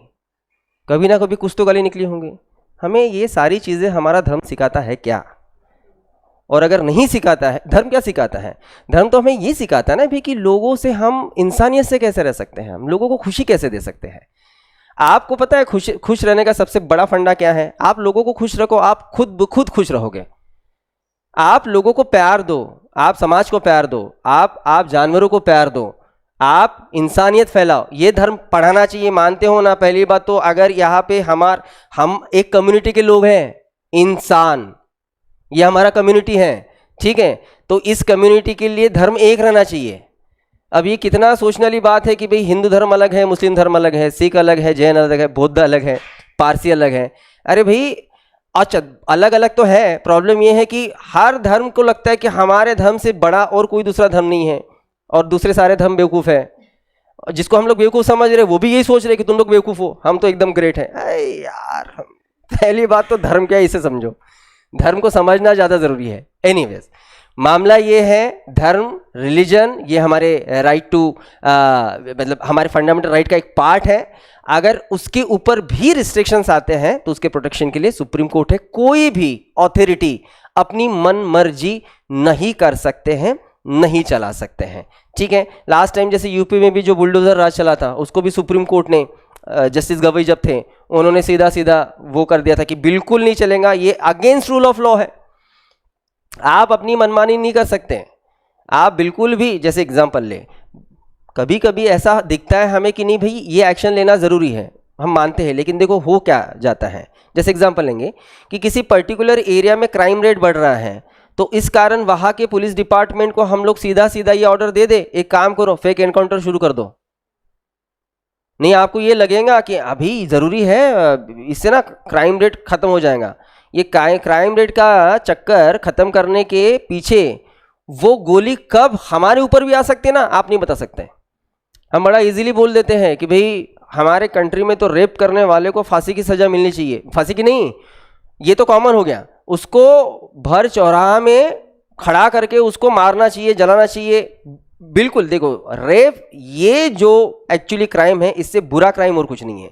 लेकिन अगर हम लोग इस तरीके से सज़ा देने जाएं तो शायद कल चल के रोज लोगों को पकड़ के उठा के इस तरीके से मारा जाएगा, फिर उसने क्राइम किया है कि नहीं किया है वो देखा तक नहीं जाएगा। ये प्रॉब्लम होता है, मॉब लिंचिंग जिसको बोलते हैं ना, ये प्रॉब्लम होता है क्योंककि मॉब लिंचिंग में जस्टिस नहीं होता है ना, और जहाँ पे जस्टिस होता है तो कोई कोर्ट किसी को ये नहीं बोलेगा कि हाँ भाई इसको उठो ले जाओ और जैसे मारना है मारो, ऐसे छोड़िए, उसको फांसी की सजा देंगे, ठीक है? तो हम ये सारी चीज़ों को ना रिस्ट्रिक्ट करना है, अगर अथॉरिटी को अगर हमने रिस्ट्रिक्शंस लाना है तो बेसिकली हमारे फंडामेंटल राइट्स ही उसे ला सकते हैं, ठीक है? अब फंडामेंटल राइट्स की इंपॉर्टेंट बात ये भी है कि इसमें से कुछ राइट्स जो है वो पॉजिटिव है और कुछ राइट्स ये निगेटिव है। ये दोनों को पहले समझने के पहले तो हमें ये समझना पड़ेगा, ये हम लोग थोड़ा समझने की कोशिश करते हैं कि हमारे फंडामेंटल राइट्स ये एब्सोल्यूट है क्या, या फिर वो डिवाइन पावर से मिले हैं क्या? हमें डिवाइन पावर से कैसे रह सकते हैं? सबसे पहले दुनिया भर में बता रहा हूँ मैं, दुनिया में सबसे पहले जब पॉलिटी और अथॉरिटी का जो थ्योरी बना था ना, वो थी डिवाइन थ्योरी। इंडिया में भी बनी है सेम थ्योरी और यूरोप में भी बनी है। चलो यूरोप की बात कहने से अच्छा हम लोग हमारे देश की बात करते हैं कि हमारे कंट्री में ये डिवाइन थ्योरी कैसे पॉलिटी को खड़ा करने की कोशिश कर रही थी। डिवाइन थ्योरी ये कहती है कि पहले लोग आपस में बढ़िया मिल बांट के रहते थे, कोई खास प्रॉब्लम नहीं थी, लेकिन सोसाइटी में कुछ लोग थे जिन्होंने बदमाशी करना शुरू कर दिया। अब शुरू कर दिया तो इस कारण सोसाइटी का लॉ एंड ऑर्डर जो है वो ख़राब हो गया। अब ऐसी गंभीर परिस्थिति में फिर लोग जो है वो परेशान हो गए कि अब करें क्या, मतलब कुछ ही लोग हैं 10% 15% लोग जो किसी को भी उठा रहे हैं, मार रहे हैं, कुछ भी कर रहे हैं, ऐसे ऐसे सिचुएशन में करें क्या? तो बाकी सारे लोग ये परेशान होके पहुँचे ब्रह्मा जी के पास, और ब्रह्मा जी के सामने उन्होंने रिक्वेस्ट किया कि देखिए ब्रह्मा जी ये प्रॉब्लम है, ये समस्या है, सोसाइटी में हम लोग अभी रह भी नहीं सकते, हम करें तो करें क्या? तो फिर ब्रह्मा जी ने कहा कि यहाँ मैं आपको आशीर्वाद देता हूँ कि मैं मेरी तरफ से एक रिप्रेजेंटर आपके लिए भेजूंगा, और उसे वो सारी अथॉरिटी रहेंगी कि वो उस सोसाइटी को अपने हिसाब से, अपने तरीके से, सही तरीके से वो ले जाए, लॉ एंड ऑर्डर एंड सारी चीज़ें जो है वो मेंटेन रखेंगे। और याद रखिए कि वो मेरा रिप्रेजेंटर है, मतलब उसमें मेरे अंश हैं। समझ में आई ना बात? इसलिए उसके दिए हुए ऑर्डर्स, उसके बनाए हुए रूल्स, मतलब इनडायरेक्टली मेरे ऑर्डर्स एंड मेरे रूल है। तो लोगों ने कहा कि yes Brahma ji, thank you so much आपके उस रिप्रेजेंटर के लिए। और फिर ब्रह्मा जी के तरफ से जो रिप्रेजेंटर फिर सोसाइटी पे रूल करने के लिए आया वो था किंग, वो था किंग। और किंग को अगर हम लोग ब्रह्मा जी का रिप्रेजेंटर मान रहे हैं तो मामला यहीं पे खत्म हो गया। उसको जैसे चलना है वो चलेगा, उसको जैसे करना है वो करेगा, उसको जिस तरीके से ऑर्डर लॉज रूल्स बनाना है वो बनाएगा। उसने कितने भी कोड़े मार लिए लोगों को, फिर भी मामला क्या रहेगा, भगवान की देन है। समझ में आई बात? क्योंकि वो तो रिप्रेजेंटर ऑफ गॉड है ना। आप इस बात को सोचो। इसी को हम लोग कहते हैं थ्योरी ऑफ दंडा, दंडा थ्योरी कहते हैं हम लोग। और थ्योरी ऑफ दंडा मतलब क्या, जो लोग उस काम के लायक नहीं उसको दंड देना ये उस रिप्रेजेंटर का काम है, मतलब उस किंग का काम है। और कौन नहीं थे लायक, अनटचेबल्स।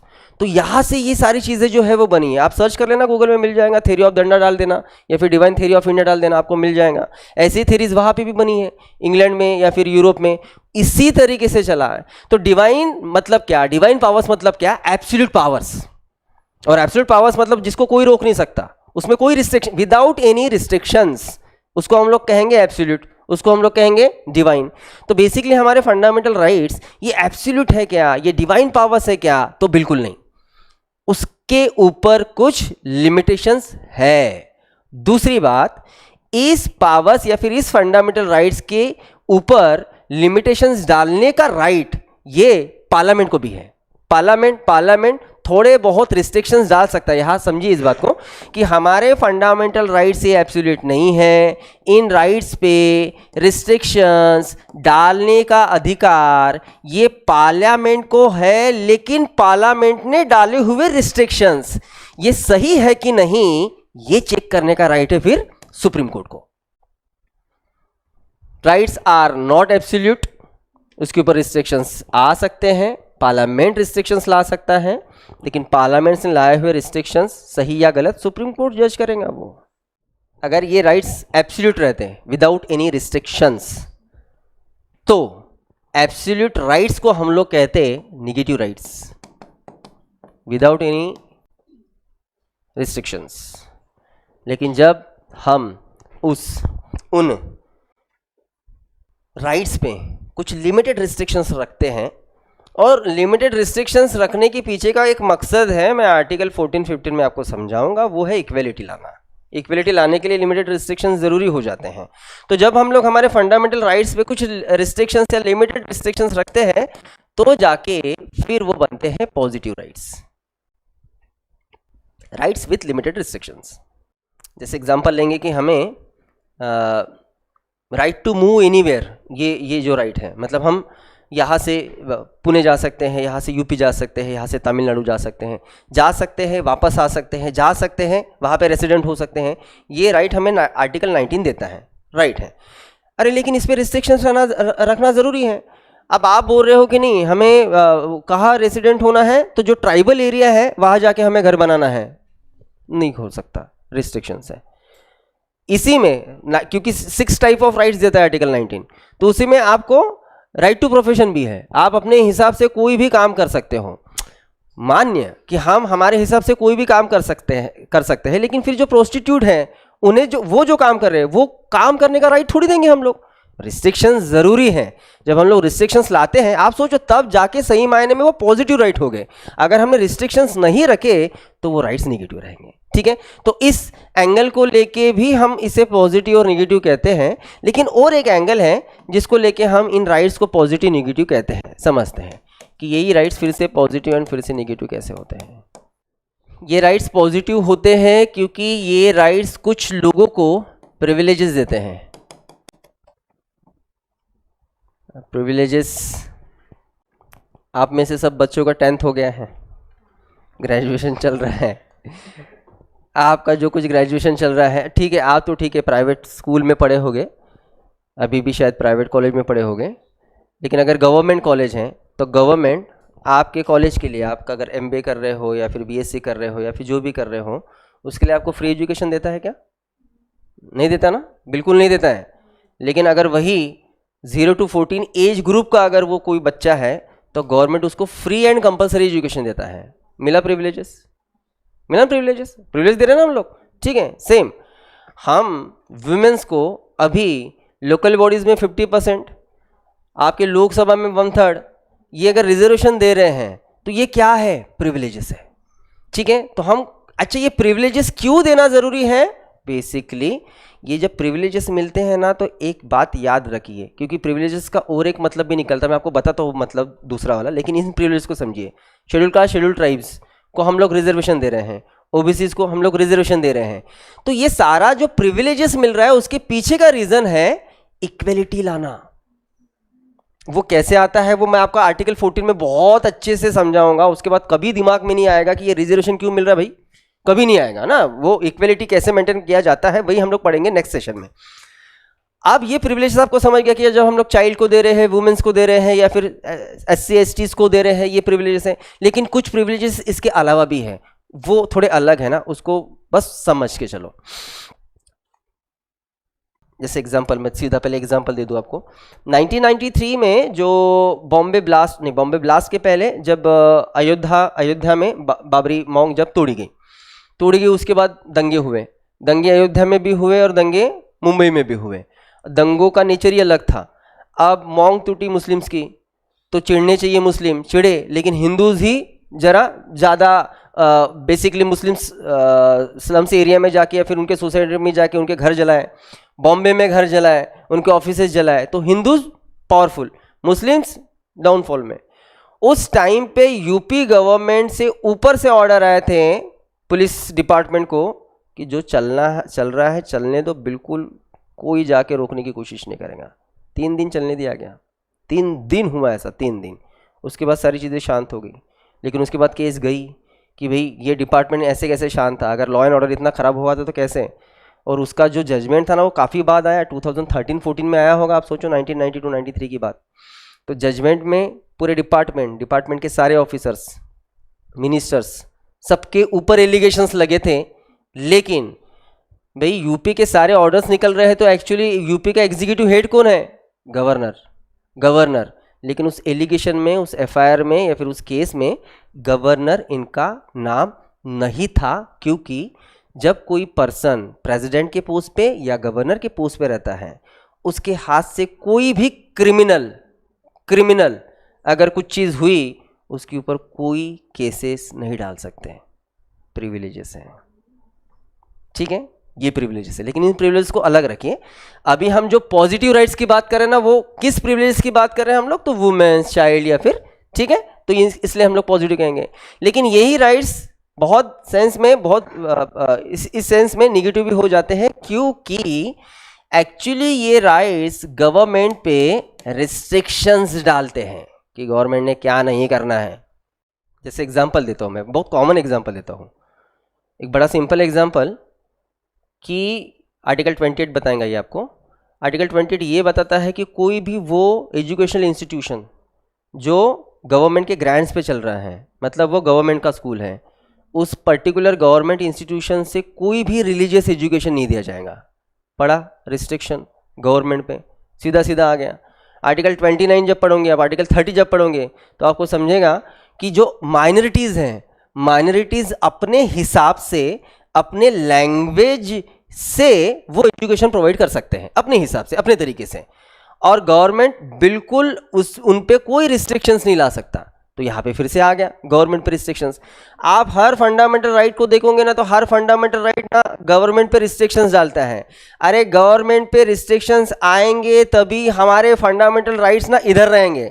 एक तो इधर रहना चाहिए, तभी तो एक ऊपर रहेगा ना। तो गवर्नमेंट नीचे रहेगा, हम ऊपर रहेंगे, और हमेशा उस अथॉरिटी को कंट्रोल में रखने की ही तो कोशिश फिर फंडामेंटल राइट से होता है ना, ठीक है। तो इस सेंस में ना गवर्नमेंट पे ये रिस्ट्रिक्शंस डालते हैं, तो इस सेंस पे हम इसे निगेटिव राइट्स भी कहते हैं। अब हम लोग बोल तो रहे भाई कि हमारे जो फंडामेंटल राइट्स हैं, हम लोग लिस्ट लिखेंगे ये भी, लेकिन हमें जो फंडामेंटल राइट्स मिले हैं, उस फंडामेंटल राइट्स पे ज़रा भी रिस्ट्रिक्शंस आए तो हम supreme court article 32, high court article 226 हम लोग जा सकते हैं। बिल्कुल कोई भी कोर्ट में जाओ, कोई रिस्ट्रिक्शन नहीं, आप सीधा सुप्रीम कोर्ट जा सकते हो। आपको सीधा सुप्रीम कोर्ट नहीं जाना तो आप पहले हाई कोर्ट चले जाओ, कोई प्रॉब्लम नहीं। हाई कोर्ट ने जो भी जजमेंट दिया उसके खिलाफ आप सुप्रीम कोर्ट फिर से जा ही सकते हो, कोई इशू नहीं है। और कोई भी समय रहे, मतलब दिन रहे, रात रहे, समर रहे, विंटर रहे, किसी भी टाइम पीरियड में हमारे फंडामेंटल राइट्स पे गवर्नमेंट रिस्ट्रिक्शंस नहीं ला सकती, लेकिन एक्सेप्शन है। एक्सेप्शन है। अब हम बोल तो दिया हमने कि किसी भी कंडीशन में गवर्नमेंट जो है वो फंडामेंटल राइट्स पे रिस्ट्रिक्शंस नहीं ला सकते, लेकिन एक्सेप्शन है। जब कंट्री पे आर्टिकल 352 नेशनल इमरजेंसी का पीरियड चल रहा हो, तब हमारे फंडामेंटल राइट्स पे रिस्ट्रिक्शंस आ सकते हैं। आर्टिकल 19 पे आते ही है, बाकी राइट्स पे आ सकते हैं। अभी उसमें आप बहुत मत जाइए, हम नेशनल इमरजेंसी का टॉपिक अलग पढ़ने वाले हैं, तब अच्छे से समझेगा। लेकिन ड्यूरिंग नेशनल इमरजेंसी आपके फंडामेंटल राइट्स पे रिस्ट्रिक्शंस आ सकते हैं, लेकिन आर्टिकल 20 एंड 21 छोड़ के, एक्सेप्ट 20 एंड 21। कुछ भी हो जाए, दुनिया इधर की उधर हो जाए, आर्टिकल 20 और 21 पे कभी कोई रिस्ट्रिक्शंस नहीं आ सकते, बिल्कुल नहीं। मतलब नेशनल इमरजेंसी के टाइम पे यहाँ रिस्ट्रिक्शंस लाए नहीं जा सकते। जब 2021 पढ़ोगे तब आपको समझेगा। जैसे आर्टिकल 20 बताता है, जैसे एग्जांपल लें, आर्टिकल 20 बताता है कि जो अगर किसी ने क्राइम किया है तो उसके क्राइम को लेके जो भी सज़ा लिखी होगी, उस पर्सन को उतनी सज़ा होगी, उससे ज़्यादा सज़ा नहीं हो सकती, उससे ज़्यादा नहीं सज़ा हो सकती। मतलब अगर किसी ने चोरी की है तो चोरी की है तो भाई उसको 3 महीने की सज़ा होगी ना। पता चल रहा है कि नेशनल इमरजेंसी के टाइम पीरियड में ना ये आर्टिकल 20 भी जो है वो वॉइड की गई, तो इसका मतलब ये हो गया है कि उस चोर को तो फांसी भी दी जा सकती है। ठीक है, तो आर्टिकल 20 और 21 पे रिस्ट्रिक्शंस नहीं आ सकते हैं। और ये तो एक सिचुएशन हुआ कि अगर नेशनल इमरजेंसी का सिचुएशन है तो बिल्कुल आर्टिकल 20, 21 को छोड़ के बाकी फंडामेंटल राइट्स पे रिस्ट्रिक्शंस आ सकते हैं। लेकिन इसके अलावा 3 आर्टिकल्स ऐसे हैं, या फिर 3 सेक्शंस, या फिर 3 प्रोविजंस ऐसे हैं जो प्रोविजंस फंडामेंटल राइट्स पे रिस्ट्रिक्शंस ला सकते हैं। मैं अभी बस आपको आर्टिकल नोट करके देता हूं, जब हम लोग डीपीएसपी पढ़ेंगे तो उसको बहुत अच्छे से समझने वाले हैं। 3 आर्टिकल, लेकिन उसमें एक है article 31A, then 31B and 31C। ये 3 आर्टिकल्स लाते हैं रिस्ट्रिक्शन। डीपीएसपी में बताऊंगा कैसे लाते हैं। अगर 31A और 31B की बात करें, अभी वो सुन लो, लेकिन एक ऐसी ज़रूरत नहीं रहेगी। A एंड B जो है वो लैंड रिफॉर्म्स एक्ट को लेके हैं, एंड जो 31C है वो डीपीएसपी के इम्प्लीमेंटेशन को है। क्या इम्प्लीमेंटेशन एंड ऑल, उसको हम लोग समझेंगे बाद में। ठीक है, ये सिचुएशन, जिस सिचुएशंस में रिस्ट्रिक्शंस आ सकते हैं, इसके अलावा फंडामेंटल राइट्स पे रिस्ट्रिक्शंस नहीं आ सकते। ठीक है, चलो अब हम लोग लिस्ट पहले रख लेते हैं कि फंडामेंटल राइट्स के नाम से जो हमें राइट्स मिले हैं वो क्या है। क्योंकि तभी हमने बोल तो दिया कि भाई यूएस से भले हमने ये कॉन्सेप्ट उठाई, लेकिन जितना यूएसए में ये राइट्स नहीं है, यूएसए के लोगों को इतने राइट्स नहीं है, उतने हमें इंडिया में मिल जाते हैं। क्या समझते हैं? आर्टिकल 12 एंड 30 तो छोड़ो, मतलब ये कोई फंडामेंटल राइट्स या फिर राइट्स नहीं दे रहे हैं, वो क्या दे रहे हैं हम लोग पढ़ेंगे। आर्टिकल 14 से हमें राइट मिलते हैं, या फिर सीधा सीधा मैं आपको सीधा ये लिखता हूँ, article 14 to 18 right to equality, article 19 to 22 right to liberty,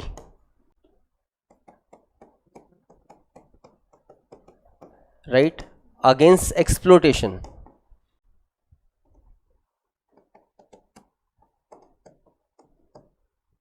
right to freedom of religion,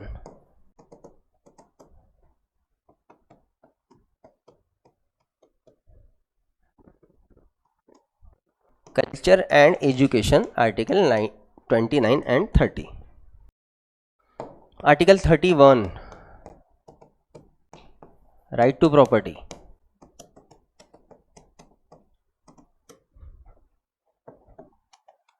article 32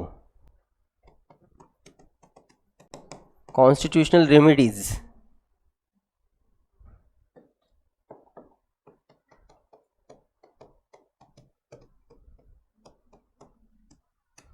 ये अलग प्रोविजंस है 33, 34, 35, देखेंगे क्या है। बेसिकली हम तो ये कहेंगे कि 33, 34, 35 ये राइट्स देते नहीं हैं, रिस्ट्रिक्ट करते हैं। क्या है समझेंगे।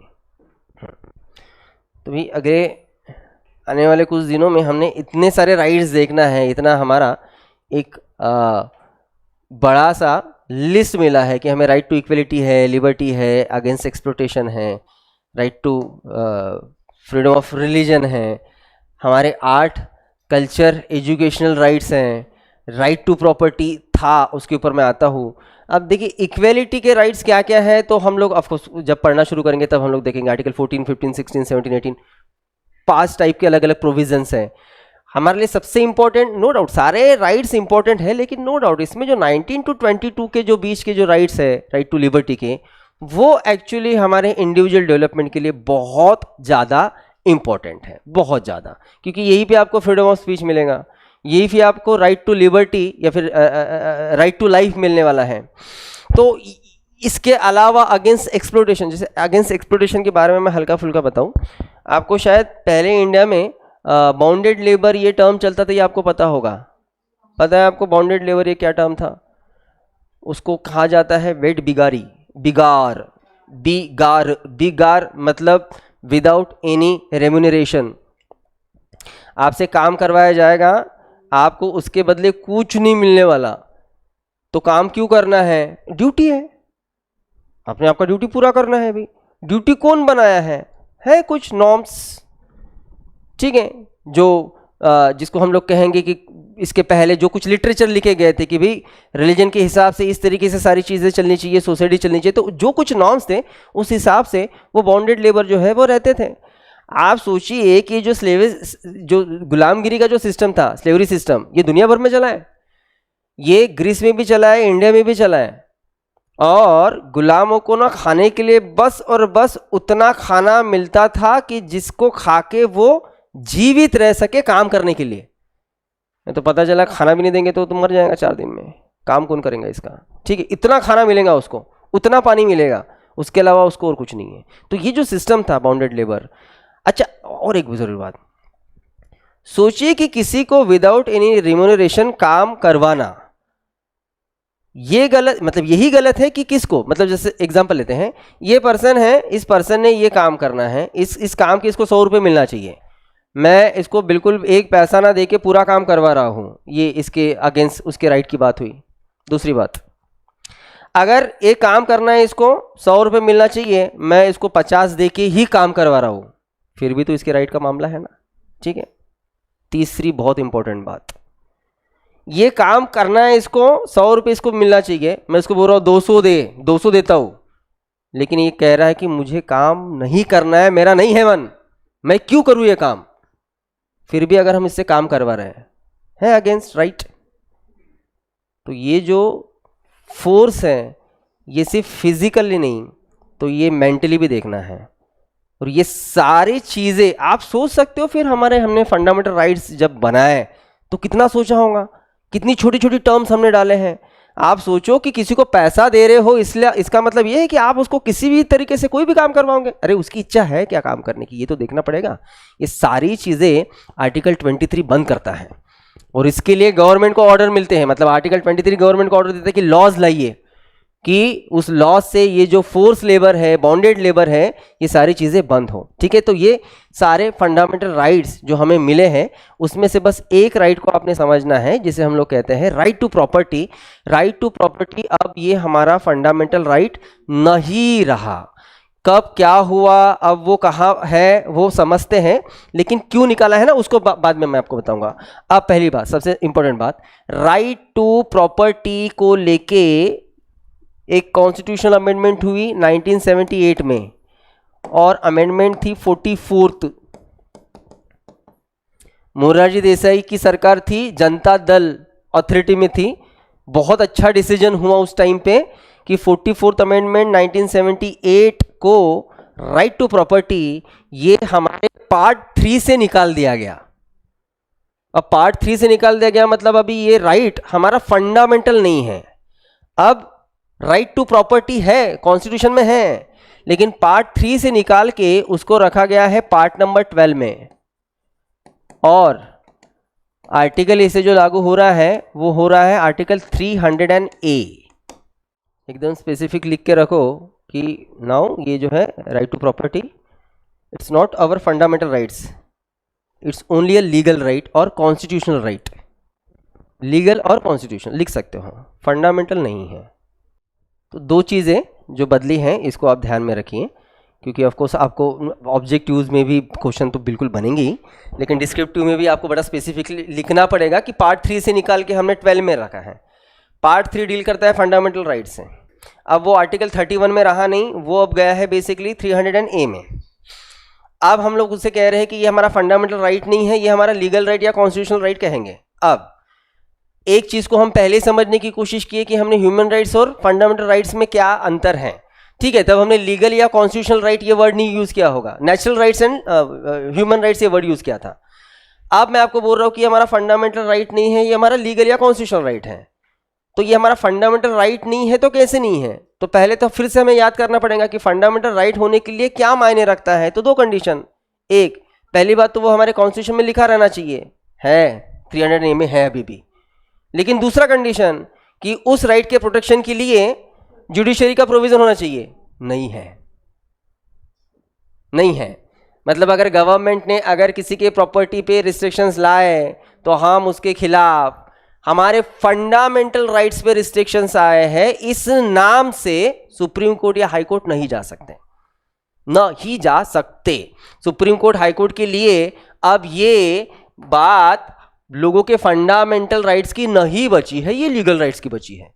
इसका अंतर अभी नहीं समझोगे, आपको समय लगेगा कि मैं क्या बोलना चाह रहा हूं, लेकिन बस इतना तो याद रखिए, आज अगर गवर्नमेंट ने किसी भी प्राइवेट प्रॉपर्टी पे रिस्ट्रिक्शंस लाए, अगर उन्होंने उसको अपने कंट्रोल में ले लिए, तो ये हमारे फंडामेंटल राइट्स पे रिस्ट्रिक्शंस है, इस नाम से हम सुप्रीम कोर्ट में नहीं जा सकते। जा सकते हो लेकिन फंडामेंटल राइट्स के नाम से नहीं जा सकते। सुप्रीम कोर्ट इस केस को देख सकता है लेकिन फंडामेंटल राइट के नाम से नहीं देख सकता है, नॉर्मल केस के हिसाब से देखेगा, ठीक है। क्योंकि देखो कैसा है कि जब सुप्रीम कोर्ट के सामने फंडामेंटल राइट की आती है ना, सुप्रीम कोर्ट बिल्कुल नहीं देखता गवर्नमेंट का क्या अच्छा पॉलिसी है, वो बोलता है फालतू बात मत करो हमारे सामने, कॉन्स्टिट्यूशन बोल रहा है ना फंडामेंटल राइट्स है, हम लोग नहीं ला सकते, रिस्ट्रिक्शन नहीं ला सकते, उनके लॉज गवर्नमेंट के रूल्स वॉइड कर दिए जाएंगे, ठीक है। लेकिन अब वो फंडामेंटल नहीं रहा ना, तो सुप्रीम कोर्ट देखेगा, जैसे मैं एक साथ एग्जांपल, बहुत कॉमन एग्जांपल देता हूँ, एग्जांपल देते हैं, समझ के लिए बगल में स्लम एरिया है, आपको शायद पता होगा, बिल्कुल ये महाराष्ट्र बैंक के पीछे में स्लम एरिया है। अब हमारे देश में जहाँ पे भी जो स्लम एरिया है ना, स्लम्स जो हैं, आज लोग वहाँ पे घर वर बांध लिए, पक्के भी घर हो गए वो, लेकिन ज़मीन जो है वो किसी की खुद की प्रॉपर्टी नहीं है, बिल्कुल नहीं है। लोग पहले से बसे हैं, मतलब जनरेशन टू जनरेशन बसे हैं, वो हो गया अभी उनका, ठीक है, वो है गवर्नमेंट का लैंड।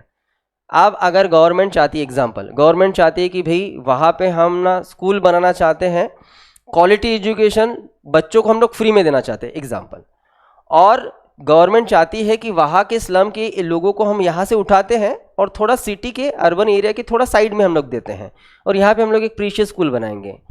अब यहाँ पे गवर्नमेंट ने अगर ये रूल लाया, जो कि अगर किया प्रोविज़न की उसको लेके, तो मामला ये हो जाएगा कि वो जो लोग हैं स्लम वाले लोग, इसको इस पॉइंट को लेके सुप्रीम कोर्ट जा सकते, प्रॉब्लम वो नहीं है, जा सकते, लेकिन फंडामेंटल राइट का नाम लेके नहीं जा सकते। अगर फंडामेंटल राइट के नाम लेके जाएंगे ना लोग, तो सुप्रीम कोर्ट देखेगा, ओके राइट टू प्रॉपर्टी लोगों का तो राइट था, कैसे रूल बना रहे हो, तो सुप्रीम कोर्ट कहेगा स्कूल बनाना ना कहीं और बनाओ, यहाँ नहीं बन सकती, लोग रह रहे, खुद के प्रॉपर्टी पे बनाओ, ऐसा कहेंगे, ऐसा सुप्रीम कोर्ट कहेगा। लेकिन अब ये फंडामेंटल राइट नहीं रहा, तो सुप्रीम कोर्ट ये देखेंगे कि उनका सेटलमेंट हो रहा है सही तरीके से, उनको रेम्यूनरेशन मिल रहा है सही तरीके से, ठीक है, कर सकते हो। समझ में आई बात? जब फंडामेंटल राइट्स की बात आती है तो सुप्रीम कोर्ट बहुत सेंसिटिव हो जाता है भाई, वो नहीं देखता, सुप्रीम कोर्ट में इमोशन नहीं है, सुप्रीम कोर्ट मशीन है, सुप्रीम कोर्ट मशीन है जो कॉन्स्टिट्यूशन के बटन से चलता है, वो अपना हिसाब नहीं लगा सकते कि ये करना चाहिए वो करना चाहिए, नहीं, कॉन्स्टिट्यूशनल राइट्स अगर ये है तो वो रहेंगे। तो आज ये फंडामेंटल राइट नहीं है, ये आज लीगल या कॉन्स्टिट्यूशनल राइट से हमें आर्टिकल 300A में दिखता है। तो ये क्यों निकाला गया, इसको समझने की कोशिश करते हैं, क्योंकि आज तक हमारे फंडामेंटल राइट्स के इस लिस्ट में से किसी राइट को नहीं निकाला गया, इसी को निकाला गया। तो इसको निकालने के पीछे क्या वजह क्या थी? तो बहुत प्रॉब्लम थी, झगड़ा था बहुत बड़ा सुप्रीम कोर्ट और पार्लियामेंट में। अगर जितने केसेस आए ना, मैं आपको बताऊँ 1950 से लेके 78 के बीच में जितने सुप्रीम कोर्ट में केसेस आए हैं स्टेट को लेके, state in the sense government, उसमें से आधे केस ना प्रॉपर्टी को लेके थे। प्रॉपर्टी को लेके, जैसे अभी इस बात को समझो, फंडामेंटल राइट्स गवर्नमेंट को बताता है कि आपने क्या नहीं करना है। और बिल्कुल पार्ट 4 में जाओगे ना आप, तो पार्ट 4 में हमें पढ़ना है DPSPs, directive principle of state policies. DPSPs बताता है गवर्नमेंट को कि गवर्नमेंट ने क्या करना है। दो बातें, फंडामेंटल राइट्स बताता है क्या नहीं करना है, डीपीएसपीज बताता है क्या करना है। फंडामेंटल राइट्स गवर्नमेंट को बताता है कि फंडामेंटल राइट्स पर रिस्ट्रिक्शंस है, ऐसे काम नहीं करना है। डीपीएसपी गवर्नमेंट को बताता है कि आपने लोगों का डेवलपमेंट, देश का डेवलपमेंट, स्टेट्स का डेवलपमेंट, ह्यूमन डेवलपमेंट कैसे हो सकता है उसके लिए आपने काम करना है। अब डीपीएसपी क्या दे रहे हैं? ड्यूटीज गवर्नमेंट को। अब ये गवर्नमेंट की ड्यूटीज है, कॉन्स्टिट्यूशनल ड्यूटीज है। क्या ड्यूटीज दिए हैं? देश का विकास हो, लोगों का विकास हो। अब जब गवर्नमेंट इस डेवलपमेंट को जब करने जाती थी तो हर बार लोगों के फंडामेंटल राइट्स में से राइट टू प्रॉपर्टी ये बीच में आई जाता था, बीच में आता था। जैसे एग्जांपल लेंगे, एग्जांपल के लिए कि आज भी अगर राइट टू प्रॉपर्टी ये लोगों का फंडामेंटल राइट है, तो नागपुर से मुंबई बनने वाला समृद्धि हाईवे 701 किलोमीटर, एक टाइप का लगभग लॉन्गेस्ट हाईवे, एक्सप्रेस हाईवे में से ये हाईवे है, ठीक है। अब इतना जो 26 डिस्ट्रिक्ट कवर कर रहा है, सोचो आप महाराष्ट्र के 36 में से 10 डिस्ट्रिक्ट को डायरेक्ट कवर कर रहा है। इतना 701 किलोमीटर का रास्ता जब बनाया गया तो जो लैंड यूज की गई वो लैंड क्या गवर्नमेंट की थी? रह सकता है? रह ही नहीं सकता भाई। वो जा रहे विलेज से, ये रास्ता पूरी प्रॉपर्टी ये लोगों की है, प्राइवेट प्रॉपर्टी है। अब आप सोचिए इतनी ज़्यादा ज़मीन जो है वो गवर्नमेंट को अपने हाथ में लेना है। अच्छा, रास्ता बना के क्या कर रहे हैं? रास्ता बना के बस गडकरी साहब ये दिखा रहे हैं कि मैं काम कर रहा हूँ? नहीं, आप सोचो कि ये डेवलपमेंट का कितना इंपॉर्टेंट पार्ट है। आज अगर नागपुर से कोई व्हीकल जा रहा है और 10 और 12 घंटे में अगर मुंबई पहुँच रहा है, तो आप सोचिए कि ट्रांसपोर्टिंग हमारा कितना, बेसिक इंफ्रास्ट्रक्चर हमारा कितना तगड़ा हुआ। महाराष्ट्र के 26 डिस्ट्रिक्ट को जोड़ा गया, तो आप सोचिए कि वो एग्रीकल्चर या फिर फार्म चीज़ें जो खेत से निकलती थी, आज बड़ी इजीली हम लोग यहाँ से वहाँ ट्रांसपोर्ट कर सकते हैं। नागपुर से निकले हुए संतरे 10 घंटे में मुंबई जाके अगले 6 घंटे 8 घंटे में जो बाकी देशों में चले जाएंगे। आप सोचो, डेवलपमेंट है ना, डेवलपमेंट है। कौन बताता है गवर्नमेंट को ये सब काम करने के लिए? डीपीएसपी बताता है कि आपने करना है, ये आपका ड्यूटीज़ है, हम दे रहे हैं आपको प्रिंसिपल, ये गाइडलाइंस है हमारी। अब वो उस हिसाब से गवर्नमेंट कर तो लेंगी, कर भी लिया, लेकिन ये रास्ता बनाने के लिए जो लैंड यूज़ की गई उसके लिए उन्होंने लैंड को, प्राइवेट लैंड को कहीं ना कहीं एक्वायर किया ना, और एक्वायर किया। और अगर लैंड ये हमारा राइट टू प्रॉपर्टी मतलब फंडामेंटल राइट है, तो सारे लोग दौड़ के नहीं जाएंगे सुप्रीम कोर्ट? वो तो जाएंगे। अब वो उनका लोगों का राइट है भाई, वो जाएंगे। और सुप्रीम कोर्ट के सामने जब ये केस आएंगी तो सुप्रीम कोर्ट सीधा कहेगा इनलीगल है आपका काम, रास्ता नहीं बना सकते हो, लोगों के राइट्स को आप बिल्कुल रिस्ट्रिक्ट नहीं कर सकते हो। तो ये काम पूरी तरीके से रुक जाएगा। तो आप सोचो कि ये कितना कॉम्प्लिकेशन था। फिर अब दोनों चीज़ें ज़रूरी थी, लोगों के राइट्स को भी बचा के रखना और कहीं ना कहीं जो है वो यस डेवलपमेंट भी करना। तो ये जो जितने झगड़े चल रहे थे ना सुप्रीम कोर्ट, अच्छा यहाँ क्या होता था फिर? यहाँ सुप्रीम कोर्ट ने ऐसे कुछ डिसीजन लिए तो वहाँ पार्लियामेंट कुछ और नए एक्ट्स लाने की कोशिश करता था कि नहीं हम तो करके रहेंगे। हमें खुद बताता है कॉन्स्टिट्यूशन कि हमें डेवलपमेंट करना है। तभी हमने जो आर्टिकल 31B लिखा है ना, आर्टिकल 31B ABC लिखा है ना, उसमें से B तो पूरा का पूरा लैंड रिफॉर्मेशन के लिए है, पूरा का पूरा लैंड रिफॉर्मेशन। चलो छोड़ो वो बात, सीधा लेके जाता हूँ। 9th शेड्यूल याद है? डस्टबिन 284 एक्ट्स है, वो पूरे के पूरे 9th शेड्यूल को एक ही आर्टिकल लगता है 31B। 9th schedule under the 31B है, ठीक है। और 9th शेड्यूल की बात बताऊं मैं, तभी हमने क्या लिखा है कि जहां पे 31A B C आते हैं वहां पे फंडामेंटल राइट्स रिस्ट्रिक्शन होते हैं ना। 9th शेड्यूल याद करो। 9th शेड्यूल में हमने ये कहा था कि अगर गवर्नमेंट ने किसी लॉ को बना के अगर 9th शेड्यूल में डाला तो वो सुप्रीम कोर्ट के कंट्रोल में नहीं आता। ला सकते फिर फंडामेंटल राइट्स, हमारे फंडामेंटल राइट्स पर रिस्ट्रिक्शंस गवर्नमेंट, ठीक है। सो ये जो जितनी गड़बड़ी थी वो गड़बड़ी दूर करना जरूरी था ना, इसलिए फाइनली यहाँ हमने एक अमेंडमेंट किया। अमेंडमेंट करके हमने इसको फंडामेंटल राइट्स के हिसाब से निकाल दिया गया। आज ये हमारे लीगल राइट्स है। चल लीगल राइट्स है, एक मिनट के लिए सोचते कि वो हमारे लीगल राइट्स भी नहीं है तो क्या हो गया, फिर तो हम तो प्रॉपर्टी नहीं खड़ी कर सकेंगे। देखो मामला क्या था, जब तक ये फंडामेंटल राइट्स था ना, कैसे था थोड़ा सामने लेके ही जाता हूँ मैं आपको। फंडामेंटल राइट जब तक था तब तक ऐसा नहीं था कि गवर्नमेंट किसी का प्राइवेट लैंड यूज कर ही नहीं पाएंगी, कर सकते हैं, लेकिन सुप्रीम कोर्ट कहता था मार्केट रेट से कंपनसेशन दो, सेटलमेंट सही तरीके से करो, एकदम मार्केट रेट से, 1 रुपया भी किसी का नुकसान नहीं होना चाहिए। ये था फंडामेंटल राइट। अब वो हुआ है लीगल राइट। तो अब सुप्रीम कोर्ट बिल्कुल भी ऑर्डर नहीं निकाल सकता कि मार्केट रेट से कंपनसेशन दो। आपने अगर कभी सुना होगा या फिर कभी देखा होगा तो जैसे रिंग रोड्स बनते हैं या फिर रोड्स बनते हैं, बहुत सारे लोग घर जाते हैं ना, लोग डालते हैं केस, और डालने के पीछे के मकसद पता है क्या रहता है? आप देखो गवर्नमेंट रोड तो बनाएगा, लेकिन प्रॉब्लम पता है क्या रहती है? कंपनसेशन जो है ना वो मार्केट रेट से नहीं देता है गवर्नमेंट।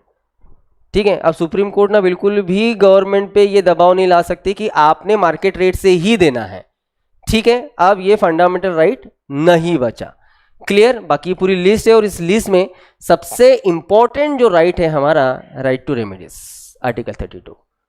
डॉक्टर भीमराव अंबेडकर कहते हैं कि अगर ये राइट किसी भी कारण कॉन्स्टिट्यूशन से निकल गया, जो कि नहीं निकल सकता, लेकिन अगर निकल गया तो ये पूरा का पूरा कॉन्स्टिट्यूशन, आर्टिकल 395 आर्टिकल से बना हुआ 1950 का कॉन्स्टिट्यूशन, ये सिर्फ और सिर्फ एक बिग जीरो रहेगा, उसके अलावा कुछ नहीं। एक प्रोविजन निकाल के अगर ये पूरा कॉन्स्टिट्यूशन अगर जीरो होता है तो आप सोचो कि आर्टिकल 32 को कितना इंपॉर्टेंस दिया गया है। तो क्या है आर्टिकल 32 हम लोग देखेंगे ही, और कुछ चीज़ें हैं जो हमें ये समझनी थी बेसिक फंडामेंटल राइट्स को लेके, हम लोग उसे कल कंटिन्यू करते हैं। और